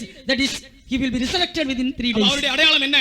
What was his sign? மரித்தாலும் நான் உயிரோடு எழும்புவேன். Even if die, I will be resurrected. ஹல்லேலூயா. அதுதான் அடையாளம். That is the great sign. அதை விசுவாசிக்கிறவர்களும் சொல்லலாம். Those that believe that word, they also can confess. நான் மரித்தாலும் அடக்கம் பண்ணப்பட்டாலும் நான் எழும்பி வருவேன் என்கிற விசுவாசமுடையவர்கள் எல்லாரும் ஒரு அல்லேலூயா சொல்லுவோமாக.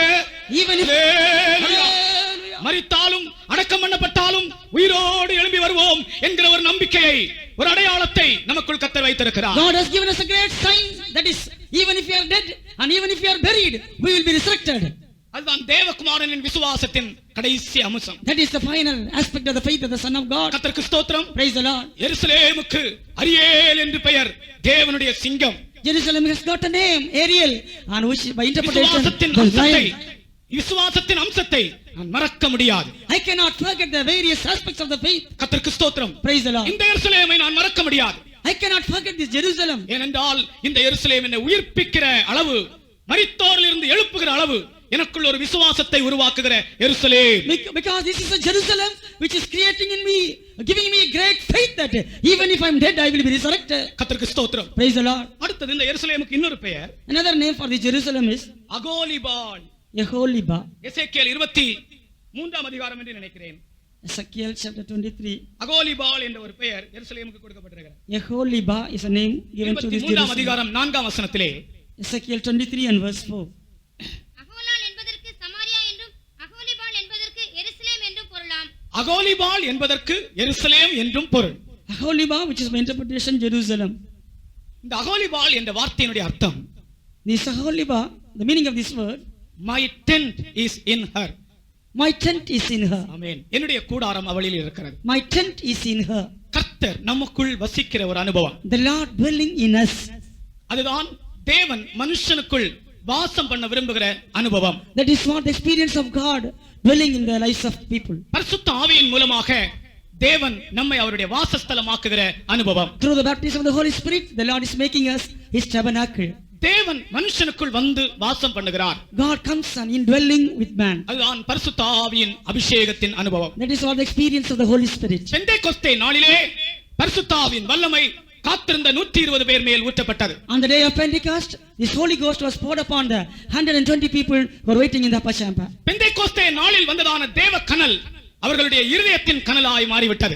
This spirit which has come and descended upon him on the day of Pentecost, it has become the vehement flame of their heart. அந்த கனல் இன்னும் அணையவில்லை, That எரிந்து flame- கொண்டே இருக்கின்றது. That flame, it is not quenched even today. It is keeping on burning. கர்த்தருக்கு ஸ்தோத்திரம். Praise the Lord. பரிசுத்த ஆவியினால் தேவன் நம்முடைய இருதயத்தில் வந்து வாசம் பண்ணுகிறார். Through the baptism of the Holy Spirit, the Lord is coming and dwelling in us. தேவன் நம்மோடு இருக்கிறார். The Lord is with us. எருசலேம் என்றால் தேவன் அங்கே இருக்கிறார், வாசம் பண்ணுகிறார். Jerusalem means the Lord is there. The Lord is dwelling there. கர்த்தருடைய வாசஸ்தலம் அங்கே இருக்கிறது. The habitation of God is there. அதான் எருசலேமின் விசேஷம். That is what the greatness of Jerusalem. கர்த்தருடைய பரிசுத்த நாமத்துக்கு ஸ்தோத்திரம். Praise be to His holy name. அது பரிசுத்த ஆவியின் அபிஷேகத்தினால் நிறைவேறுகிற சத்தியம். This is the truth which is revealed, fulfilled in us through the baptism of the Holy பரிசுத்த ஆவி Spirit. என்பது பெந்தேகோஸ்தேக்காரர்களுடைய ஆவி அல்ல. Holy Spirit is not the spirit of Pentecostalists.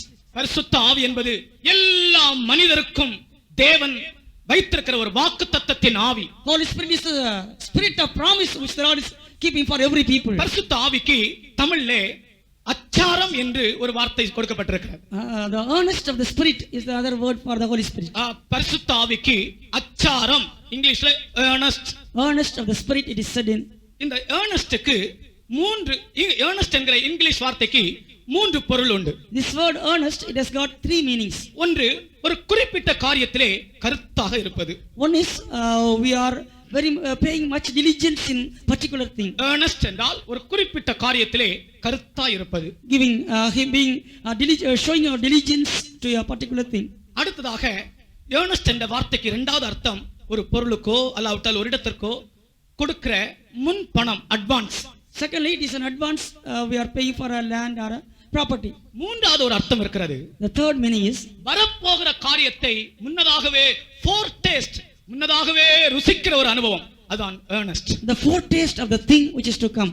கர்த்தருக்கு ஸ்தோத்திரம். Praise the Lord. இந்த பரிசுத்த ஆவியானவர் பரலோகத்தின் அனுபவத்தை பூலோகத்திலேயே நமக்கு தருகிறார். Holy Spirit is the foretaste of the heaven.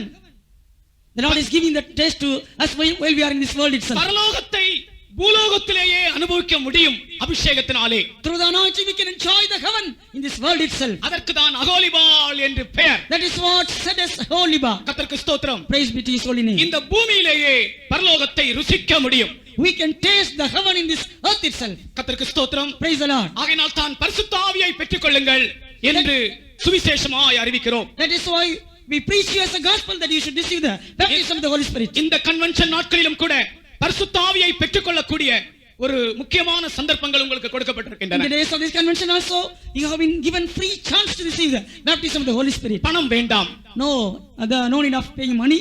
பொருள் வேண்டாம், No need of any things you should pay. விசுவாசம் வேண்டும். Only faith is needed. விசுவாசிக்கிறவர்களுடைய உள்ளத்திலிருந்து ஜீவ தண்ணீர் உள்ள நதிகள் ஓடும். Out of the belly of them that believe, the rivers of living water shall flow. ஆமென். பரிசுத்த ஆவியை நீங்கள் எத்தனை பேர் விசுவாசிக்கிறீர்கள்? How many of you believe the Holy Spirit? பரிசுத்த ஆவியின் மேல் நீங்கள் எத்தனை பேர் தாகமாக இருக்கிறீர்கள்? How many of you are thirst after the Holy Spirit? பரலோகத்தையே உங்களுக்குள்ளே புகட்டுகிற, பரலோகத்தையே நீங்கள் ருசிக்க வைக்கிற இந்த பரிசுத்த ஆவியானவர் இன்றைக்கும் இலவசமாய் கொடுக்கப்பட்டுக் கொண்டிருக்கிறார். This Holy Spirit is given freely even today, by which you can have the foretaste of heaven in your இந்த life. முதலாம் நாளிலேயே ஒரு பரிசுத்த ஆவியினுடைய எழுப்புதல் நம்முடைய மத்தியிலே ஆரம்பித்து விட்டது. In this first day itself, a great revival of Holy Ghost is started in our lives. தேவன் நம்மோடு வாசம் பண்ணுகிற ஒரு அனுபவம். The Lord dwelling with us. இதோ மனுஷரின் மத்தியிலே தேவனுடைய வாசஸ்தலம் இருக்கிறது. The habitation of God is with man. கர்த்தருக்கு ஸ்தோத்திரம். Praise the Lord. அதை விரும்புகிற எல்லாருக்கும் கர்த்தர் இந்த கூட்டத்தின் முடிவிலே ஒரு அபிஷேகத்தை தரப்போகிறார். All of you, those who are believing the Holy Ghost, the Lord is going to give the experience of the end of this meeting. எருசலேமே, அகோலிபாலே, நான் உன்னை மறக்க முடியாது. Jerusalem, Holiba, I cannot forget you. கர்த்தருடைய நாமத்துக்கு ஸ்தோத்திரம். Praise be to His holy name. கர்த்தர் என்னோடு வாசம் பண்ணுகிற ஒரு அனுபவத்தை நான் மறக்க இயலாது. I cannot forget the experience of the Lord dwelling with me. நானும் தேவனுமாய் உள்ள அனுபவத்தை மறக்க இயலாது. Experience of me with my God, I cannot forget it. நீங்கள் பாருங்கள், வேதத்திலே அநேகர் வனாந்தரத்திலே போய் ஜீவித்திருக்கிறார்கள். In the word of God we see many people, they went to wilderness to live. வனாந்தரத்திலே போய் ஜீவித்திருக்கிறார்கள். They lived in wilderness. Samuel மரித்த பின்பு தாவீது பாரான் வனாந்தரத்திற்கு போனான். After the death of Samuel, David went to the wilderness of Paran. பின்பு சவுலை பாருங்கள், சவுல் அரேபியாவுக்கு வனாந்தரத்திலே போனார். Saul, he went to the wilderness of Arabia. யோவான் ஸ்நானனை பாருங்கள், அவர் வனாந்தரத்தில் இருந்தார். John the Divine, he was in a wilderness. இந்த வனாந்தரத்தில் இருந்தவர்கள் எல்லாரும் அங்கே தனியாக அல்ல, தேவனோடு சஞ்சரித்தார்கள். These people, those who were in the wilderness, they were not alone, but they were with the Lord. இந்த அபிஷேகத்தினாலே கர்த்தரோடு கூட வாசம் பண்ணுகிற ஒரு அனுபவம் எவ்வளவு இன்பமானது பாருங்கள். How sweet is the experience of having dwelling with the Lord through baptism of the Holy Spirit. கர்த்தரோடு ஒரு ஐக்கியம், A fellowship with God. எங்க இருந்தாலும் கர்த்தரோடு ஒரு ஐக்கியம். Wherever we are, we should have a fellowship with God. இந்த வஸ்தி என்று ஒரு ராஜாத்தியை பற்றி படிக்கிறோம். வஸ்தி, We read about the Queen Vashti. அவள் ராஜா அரண்மனையில் இருந்தாலும் ராஜாவோடு சரியா ஐக்கியமா இருக்க மாட்டாள். Though she was in the palace of the king, she had no good fellowship with the king. ராஜா 7 நாள் விருந்து செய்வார். This king, he had a feast for 7 days. ராஜாவோட விருந்து ஒரு பக்கம் நடந்துட்டு இருக்கும். இந்த வஸ்தி தான் ஒரு விருந்து பெண்களுக்கு என்று ஆரம்பித்து விட்டாள். His feast is going on one side, and she also started another feast for the women. மகளிர் மன்றம், மகளிர் மன்றம், as the women's club. மகளிர் மன்றம் மாதிரி பெண்களுக்காக ஒரு விருந்து வஸ்தி. For women's, she has started a feast for ராஜாவுடைய விருந்து பெண்களுக்காக அல்ல. But the feast of the king is not for women. அனைத்து ஜனங்களுக்காக என்று தான் For சொல்லப்பட்டிருக்கிறது. all the people it is told. ஆனால் வஸ்தியின் விருந்தோ பெண்களுக்கு, ராஜாவுக்கு தெரியாது. But the feast of this first day, it is only for the women. The king doesn't know about it. ராஜாவுடைய விருந்தினுடைய 7ஆம் நாள் வஸ்தியை கூப்பிடுகிறார். வஸ்தி வர முடியாது. On the 7th day, he calls this Vashti, and she couldn't come. அந்த விருந்து தான் அவளுடைய விழுகையின் தொடக்கம். That feast was the beginning point of her falling. பெருமை கீழ்ப்படியாமையிலே கொண்டு போய் விட்டது. It ended in pride and disobedience. இந்த காரியத்தை செய்தாலும் தேவனோடும் பரிசுத்தவான்களோடும் ஐக்கியமாய் செய்ய வேண்டும். Whatever the thing you may do, you should do it with the consent of the saints and with the Lord. கர்த்தருக்கு ஸ்தோத்திரம். Praise the Lord. தேவனோடு உள்ள ஐக்கியம், Fellowship with God. பரிசுத்தவான்களோடு உள்ள ஐக்கியம் அபிஷேகத்தினாலே. Fellowship with the saints through the anointing. அகோலிபால், கர்த்தர் நம்மோடு வாசமாய் இருக்கிறார். Aholibah, the Lord is with us. நாம் எல்லாரும் இந்த வேளையில ஒரு புதிய அபிஷேகத்தை பெற்றுக்கொள்வோமாக. Let us all receive a new anointing now. எருசலேமே, நான் உன்னை மறக்க முடியுமா? Jerusalem, can I forget you? முடியாது. I cannot forget O, you. இந்த அபிஷேகத்தை நான் மறந்து ஜீவிக்க முடியுமா? Oh, can I live forgetting this anointing? என் இயேசு கிறிஸ்துவோடு கூட ஜீவிக்கிற இந்த அனுபவத்தை நான் மறக்க முடியுமா? My experience with my Lord Jesus Christ, can I forget it? முடியாது. I cannot. எல்லாரும் கர்த்தர் அந்த அபிஷேகத்தினால் நிரம்புவோமாக. Let us all be filled with the anointing of the Lord. எல்லாரும் இந்த தேவ வல்லமையினால் நிரம்புவோமாக. Let us all be filled with the power of God. இன்றைக்கே கர்த்தர் நம்மை அவருடைய அபிஷேகத்தால் நிறைக்கட்டும். Right now, the Lord, let the Lord fill us with this anointing. அந்த அபிஷேகம் வந்து நம்மை பலப்படுத்தட்டும். Let the anointing strengthen us. எங்கே தேவாவியானவர் உண்டோ அங்கே விடுதலையும் உண்டு. Where the Spirit of God is, there is liberty. கர்த்தர் வந்து உனக்குள் வாசம் பண்ணும்போது, When the Lord dwells in you, பரிசுத்தாவியானவர் வந்து உனக்குள் இறங்கும் போது, when the Spirit of the Lord is coming and descending upon you, ஓ, உனக்குள் இருக்கிற வியாதியும் உன்னை விட்டு ஓடி போகும். all the sicknesses shall roll away from you. கர்த்தர் இன்றைக்கு ஒரு பெரிய அற்புதம் நம்முடைய மத்தியிலே செய்ய போகிறார். Today the Lord is going to do a great miracle in our lives. பரிசுத்தாவியை விசுவாசிக்கிறவர்கள், வல்லமையை விசுவாசிக்கிறவர்கள் எல்லாரும் முழங்காலில் இருந்து அந்த பரிசுத்தாவியின் வல்லமைக்காக நாம் வேண்டிக் கொள்வோமா? Those that believe the power of the Holy Ghost, you be on your knees and you just ask the Lord to fill you with that power. ஒரு பெரிய அபிஷேகத்தை கர்த்தர் உன்மேல் ஊற்றட்டும். Let the Lord pour out a great anointing on you. கன்வென்ஷனின் முதலாம் நாளே ஒரு எழுப்புதலின் நாள். In the first day of this convention shall be a day of revival in us. எருசலேமே, நான் உன்னை மறக்க முடியாது. Jerusalem, I cannot forget you. ஓ, எருசலேம் கர்த்தரோடு வாசம் பண்ணுகிற ஒரு அனுபவம். Jerusalem is an experience of dwelling with the Lord. அங்கே கர்த்தர் இருக்கிறார். The Lord is there. தேவன் வாசம் பண்ணுகிறார். The Lord dwells there. ஹல்லேலூயா. அதை விசுவாசிக்கிறவர்கள் எல்லாரும் கர்த்தருக்குள் சந்தோஷப்படுங்கள். Those that believe it, rejoice in the Lord. தேவன் தாபரிக்கும் ஸ்தலமே, தம் ஜனத்தாரின் மத்தியிலா. தேவன் தாபரிக்கும் தம் ஜனத்தாரின் மத்தியிலா. தேவனாயிருந்து கண்ணியாவையும் துடைக்கிறாரே. விமாலா கஷியாமாராலியா.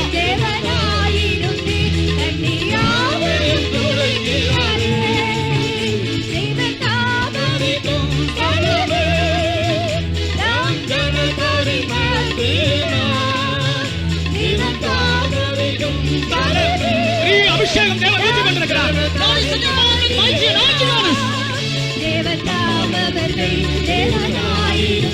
கண்ணீர் யாவையும் துடைக்கிறாரே.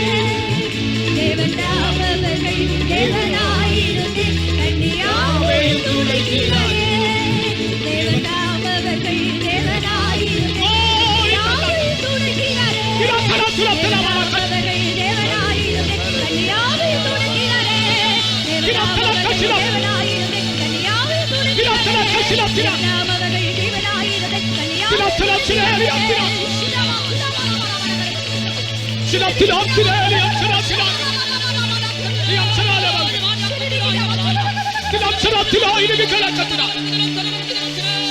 அபிஷேகம் ஊற்றப்படுகிறது. also receive the baptism of the Holy Spirit. அபிஷேகம் ஊற்றப்படுகிறது. The Spirit of God is being poured upon us. பரிசுத்த ஆவியின் வல்லமை ஊற்றப்படுகிறது. The power of the Holy Ghost is pouring on us. இதோ மனுஷரின் மத்தியில் தேவாதி தேவன் வாசம் பண்ணுகிறார். Because the Lord is dwelling in the midst of His people. அவருடைய கூடாரம் நமக்குள் இருக்கிறது. His tabernacle is with us. இது தேவனுடைய அபிஷேகம். This is the anointing of the Lord. பரிசுத்த ஆவியினாலே அவர் நமக்குள் வந்து வாசம் பண்ணுகிற அனுபவம். Through the baptism of the Holy Spirit, He is coming and dwelling in us. தேவன் தாபரிக்கும் ஸ்தலமே நம் ஜனங்களின் மத்தியிலே தேவன் தாபரிக்கும் ஸ்தலமே நம் ஜனங்களின் மத்தியிலே தேவன் தாமவர்கள் தேவனாயிருந்து கண்ணியாவும் துடைக்கிறாரே தேவன் தாமவர்கள் தேவனாயிருந்து கண்ணியாவும் துடைக்கிறாரே தேவன் தாமரிக்கும்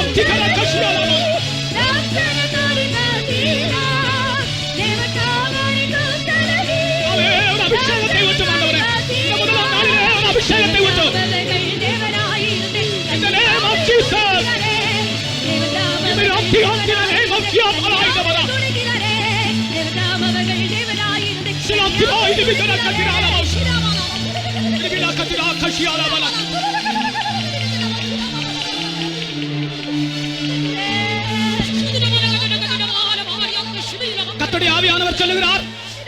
கர்த்தருடைய ஆவியானவர் சொல்லுகிறார்.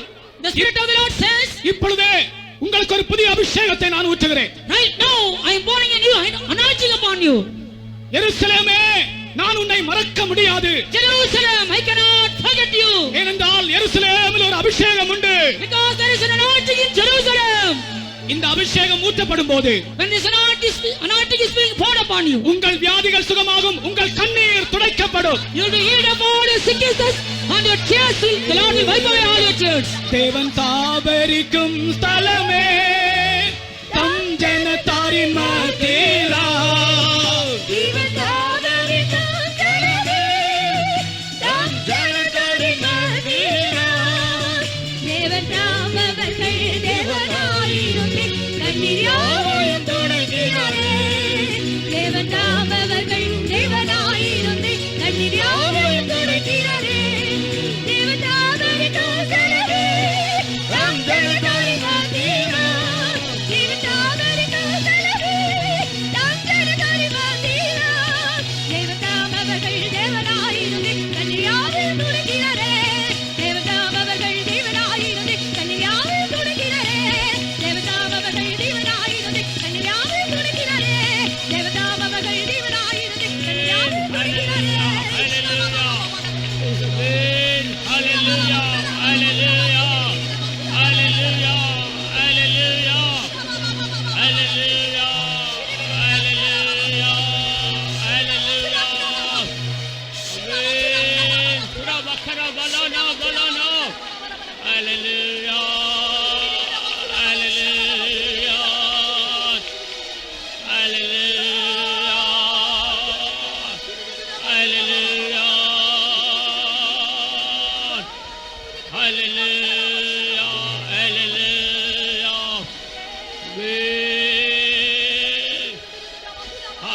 Hallelujah, hallelujah, hallelujah, hallelujah.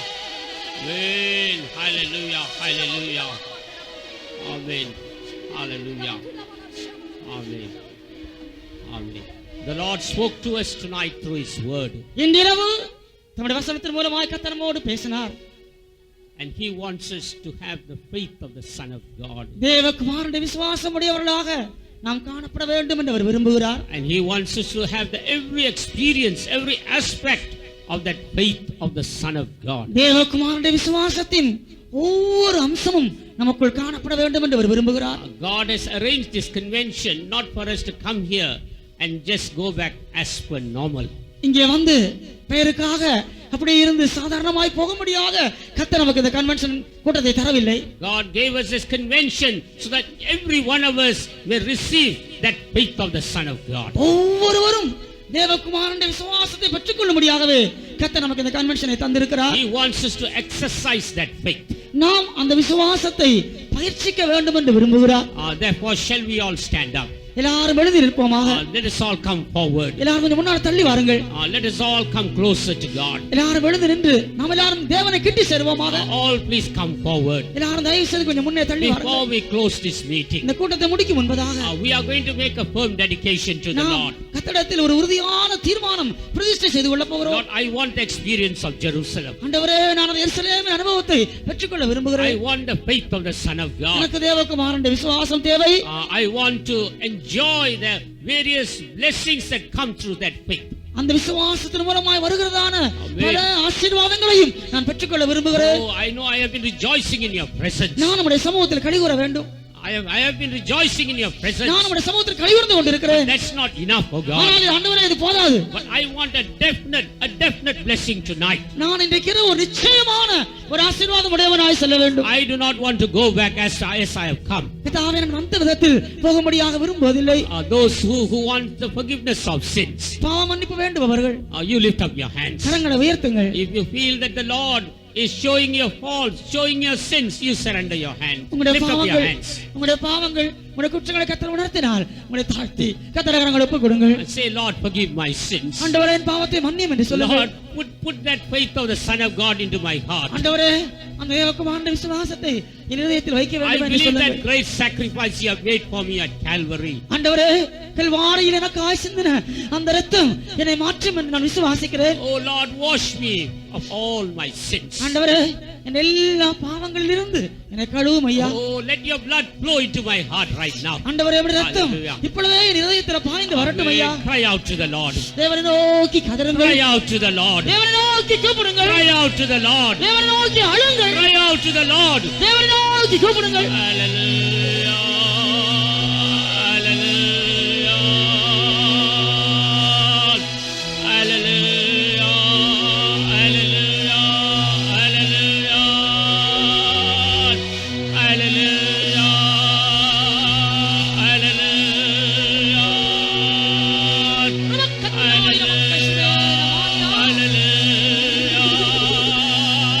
ஆண்டவரே, ஹalleluya.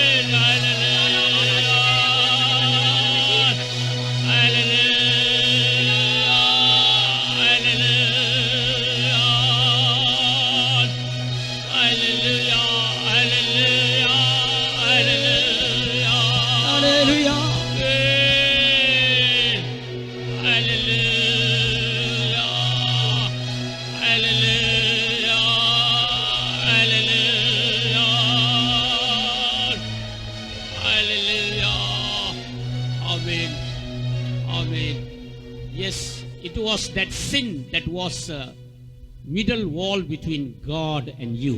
இந்த பாவம் அதுதான் தேவனுக்கும் உனக்கும் இடையே நடுச்சுவராக But காணப்படுகிறது. tonight we have confessed our sins to நான் the இன்றைக்கு Lord. இரவு நம்முடைய பாவங்களை கர்த்தரிடத்தில் அறிக்கை செய்திருக்கிறோம். The blood of Jesus has cleansed our sins. இயேசுவின் இரத்தம் நம்முடைய பாவங்கள் போக நம்மை கழுவி இருக்கிறது. That darkness has been removed from our hearts. அந்த அந்தகாரம் நமது இருதயத்தை விட்டு நீங்கி இருக்கிறது. The light from the very presence of God has come into our hearts. தேவ சமூகத்திலிருந்து வருகிறதான அந்த ஒளி நமது இருதயத்தை நோக்கி வந்து கொண்டிருக்கிறது. Shining in your hearts right now. உங்களுடைய இருதயங்கள் இப்பொழுதே அது பிரகாசித்துக் கொண்டிருக்கிறது. Hallelujah. Hallelujah. Hallelujah. Hallelujah. Hallelujah.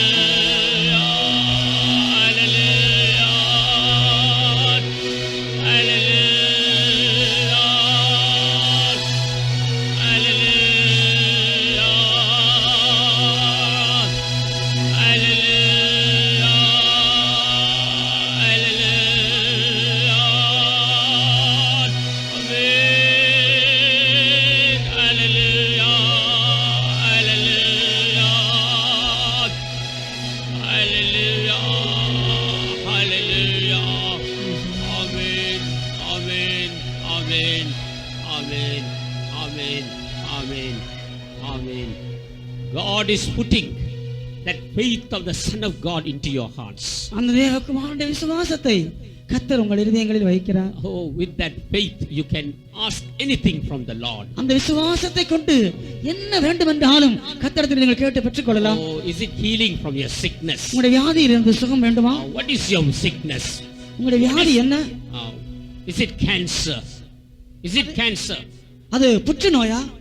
Is it heart pain or chest pain? இருதய வலி அல்லது மார் சம்பந்தப்பட்ட நோயா? Or is it some asthma? இல்லாவிட்டால் ஒரு இடுப்பு வியாதி ஆஸ்மா நோயா? Or is it paralysis? அல்லது திமிர்வாதம் போல் கை கால்கள் தளர்ந்து இருக்கிறதா? Or is it any pain in your abdomen? அல்லது உங்களுடைய சரீரத்தில் ஏதாவது வேதனை வயிற்று வலியாக இருக்கிறதா? Whatever that pain may be, அந்த வேதனை வலி எதுவாக இருந்தாலும் சரி, God is giving you the faith of the Son of God. கர்த்தர் தேவகுமாரனுடைய விசுவாசத்தை உனக்கு தருகிறார். By faith you reach out your hands and receive the healing from God. விசுவாசத்தினால் கரங்களை நீட்டி சுகத்தை பெற்றுக்கொள்வாயாக. Hallelujah. Hallelujah. Hallelujah. Hallelujah. Hallelujah. Hallelujah. Rabakarabanana.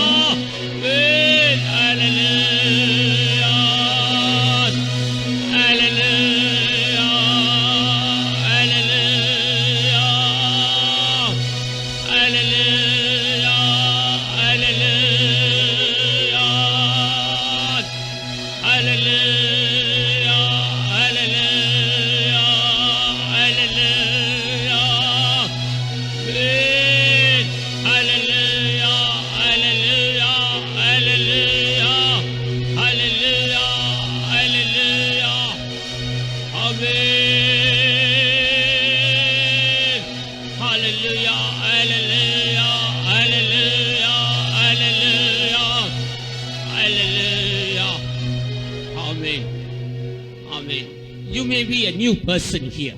ஒருவேளை ஒரு புதிய ஆளாக நீ இன்றைக்கு வந்திருக்கலாம். Or you may be a backslider. அல்லது ஒரு பின்மாற்றக்காரனாக இருக்கலாம். Or you may be a child of God. அல்லது ஒரு தேவனுடைய பிள்ளையாக இருக்கலாம். Whoever you may be, நீ யாராக இருந்தாலும் சரி, the Lord is touching you right now. கர்த்தர் உன்னை இப்பொழுதே தொட்டு The கொண்டிருக்கிறார். Lord is healing you right now. கர்த்தர் உன்னை இப்பொழுதே சுகமாக்கி Oh, கொண்டிருக்கிறார். He's healing your ears right now. இப்பொழுதே உன் காதுகளை சுகமாக்கி Oh, கொண்டிருக்கிறார். there is someone with a pain in the right ear. The Lord is touching you right now. ஒரு சிலர் தன்னுடைய வலது காதில் வலி உள்ளவர்கள் உண்டு. கர்த்தர் உன்னை இப்பொழுதே சுகமாக்கி கொண்டிருக்கிறார். Your ears are open right now. உன்னுடைய செவிகள் இப்பொழுதே திறக்கப்படுகிறது. Hallelujah. Hallelujah. Hallelujah. Amen. Amen. Amen. Hallelujah. Hallelujah. Hallelujah. Hallelujah. Hallelujah. Hallelujah. Hallelujah. Hallelujah. Amen. Amen. Amen. Amen. Amen. Hallelujah. Hallelujah. Hallelujah. Hallelujah. Hallelujah. Hallelujah. Amen. Amen. Even tonight, is there anyone who has felt the real touch of the hand of God? இன்றிரவு மெய்யாகவே கர்த்தருடைய கரம் உங்களை தொட்டதை யாராவது உணர்ந்திருந்தால், Is there anyone who has got that healing? கர்த்தரிடத்திலிருந்து அற்புதமான சுகத்தை யாராவது பெற்றிருந்தால் You can lift up your hands. உங்கள் கரங்களை உயர்த்தலாம். Amen. Amen. If the Lord has touched you and give you a specific healing, then you lift up your hands. கர்த்தர் உங்களை தொட்டு விசேஷித்த சுகத்தை உங்களுக்கு தந்திருந்தால் அப்படிப்பட்டவர்கள் கைகளை உயர்த்துங்கள். There are one or two who are lifting up their hands. பலரும் அங்கே இங்குமாய் கைகளை உயர்த்துகிறார்கள். And surely the Lord wants to touch a few more tonight. நிச்சயமாக இன்னும் சிலரை கூட கர்த்தர் தொட்டு சுகமாக்க விரும்புகிறார். Amen. You believe the word of God. தேவனுடைய வார்த்தையை நீங்கள் விசுவாசியுங்கள். Right now the healing is yours. இப்பொழுது சுகம் உங்களுடையது. The Lord is touching you right now. கர்த்தர் உங்களை இப்பொழுதே தொடுகிறார். Amen. The Lord is touching you right now. கர்த்தர் இப்பொழுதே உங்களை தொட்டு கொண்டிருக்கிறார். Be healed right now. இயேசுவின் நாமத்தில் இப்பொழுதே சுகமடையுங்கள். Hallelujah.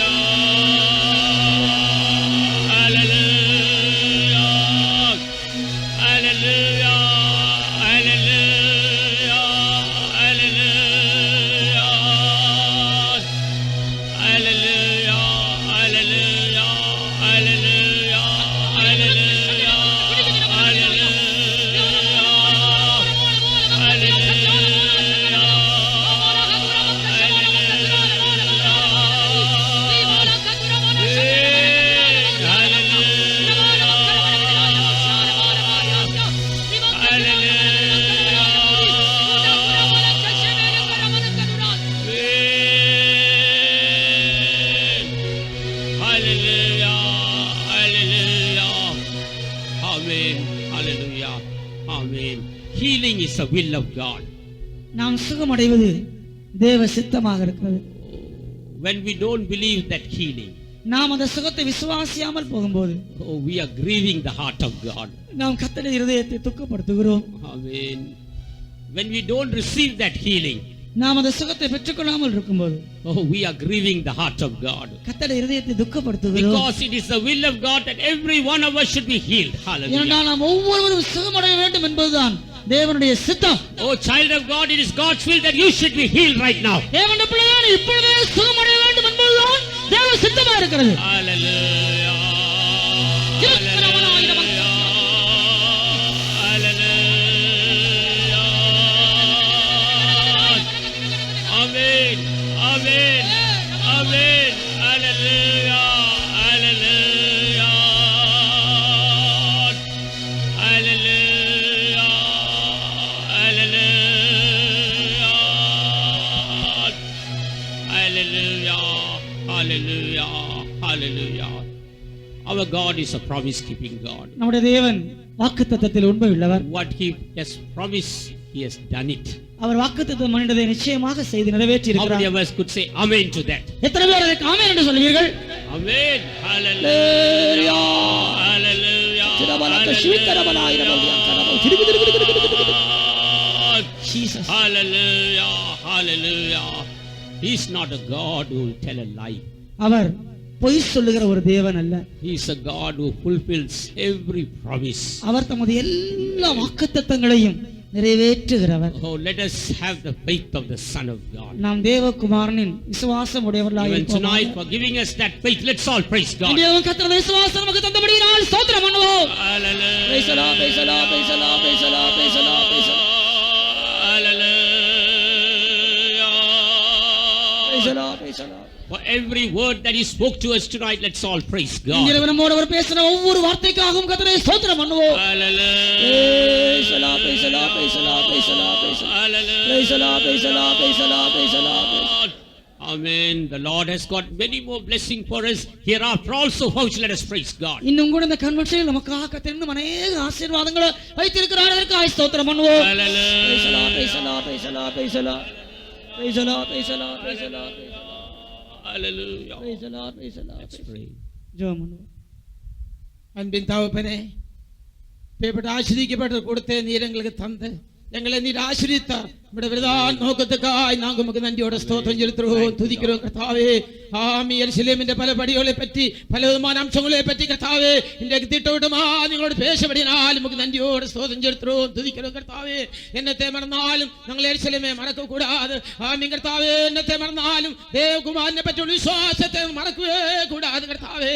ஆமி இந்த தேவகுமாரனை பற்றி விசுவாசத்தினால் நாங்கள் கர்த்தாவே பூர்ண பசுத்த ஜீவன் செய்ய கர்த்தாவே பாவத்திலிருந்து பூர்ணமான விடுதலை பெற்றுக்கொண்டு கர்த்தாவே பாவம் மன்னிப்பை பெற்றுக்கொள்ளலாம் கர்த்தாவே. எல்லாதுமான பாவத்தை மன்னிப்பிக்கப்பட்டுள்ளாய் காணப்பட கர்த்தாவே நீ எங்களுக்கு உதவி செய்ய முடியா ஜெபிக்கிறோம் கர்த்தாவே. பாவ ஜீவித்து முற்றுமாய் விடுதலை பெறக்கூடியதாயா அந்த விசுவாசத்தை நாங்கள் கர்த்தாவே பெற்று அனுபவிக்க நீ இந்த கூட்டம் மூலம் உதவி செய்தபடினாலே நமக்கு நன்றியோடு ஸ்தோத்திரம் செலுத்துகிறோம், துதிக்கிறோம் கர்த்தாவே. ஆமென். தேவகுமாரனை பற்றி விசுவாசத்தினால் நாங்கள் கர்த்தாவே பொம்பட பாடுகள் ஊக்கப்பட்டு கர்த்தாவே ஆமென் கர்த்தாவே நாங்கள் ஜெபி உள்ளவர்களாய் காணப்பட்டு கர்த்தாவே ஆமென் மரணத்தை கூட ஜெயித்து ஜெயலலிதாய் வரையில் காணப்பட நீ எங்களுக்கு ஜீவத்தில் உதவி செய்ய முடியா ஜெபிக்கிறோம் கர்த்தாவே. அது மட்டுமல்ல கர்த்தாவே நாங்கள் நம்முடைய வாசஸ்தலமாய் மாறி கர்த்தாவே உம்மோடு ஐக்கியப்பட்டு பரிசுத்தாங்களோடு ஐக்கியப்பட்டு தேவ பிரமாணத்தோடு ஐக்கியப்பட்டு தேவ வசனத்தோடு ஐக்கியப்பட்டவளாய் கர்த்தாவே ஒரு நிமிஷம் காணப்பட்டு கர்த்தாவே உண்மையாவே நித்தியதேல புதிய செலமாய் காணப்பட கர்த்தாவே தேவனுடைய மகிமையான புதிய செலமாய் காணப்பட எங்களுக்கு ஒரு ஓரத்துக்கு உதவி செய்ய முடியா ஜெபிக்கிறோம் கர்த்தாவே. இந்த வசனம் கண்டு ஒருவரை கூட நட்டப்பட்டு போக கூடாது கர்த்தாவே. எல்லாரும் வழியில் காணப்பட வேண்டும் கர்த்தாவே. சத்தங்களுக்கு தான் வழியில் ஓரோ சரீரம் மறுபட்டு கர்த்தாவே வரையுமே சந்திக்க மனவாட்டியாய் மாற எங்களுக்கு ஒரு ஓரத்துக்கு உதவி செய்ய முடியா ஜெபிக்கிறோம் கர்த்தாவே. வசனம் பேசின மகனே கூட வல்லமையா எடுத்து பாவித்தவழினால் நமக்கு நன்றியோட ஸ்தோத்திரம் ஆமென் கர்த்தாவே. கேட்டவளை யாவரே நிராசிரி எல்லாரும் விடுதலை பெற்றவளாய் சந்தோஷம் சமாதானம் பெற்றவளாய் பரிசுத்த பெற்றவளாய் காணப்பட உதவி செய்ய முடியா ஜெபிக்கிறோம். எங்களை தாழ்த்தி வந்து வல்லமுள்ள எடுத்து ஒப்படைக்கிறோம். வரைய நாளுக்கு தகுதிப்படுத்தும் இயேசுவின் தாய்மையாக கேட்கிறோம் தாவே. Oh God, our Heavenly Father, we thank you, Lord, for this blessed time that you gave us. Thank you for your precious word. Thank you, Lord, for the work of healing that you have done. in your people. Thank you for those who have received the forgiveness of their sins, O God. Thank you for all those who have been delivered from their bondages. We know that you have performed definite work even tonight. Hereafter also, help us to look at your face, seek your face more and more. And we want your great name to be exalted through these meetings, O Father. Thank you once again. Into your gracious hands we surrender. In Jesus' name we ask all these things. Amen. Now may the grace of our Lord Jesus Christ, the love of God, and the sweet fellowship of the Holy Spirit rest and abide with us until Jesus returns in glory. Amen. Hallelujah! Hallelujah! Hallelujah! Now those who need prayer, you may come forward, and we request the pastors to go forward and help the dear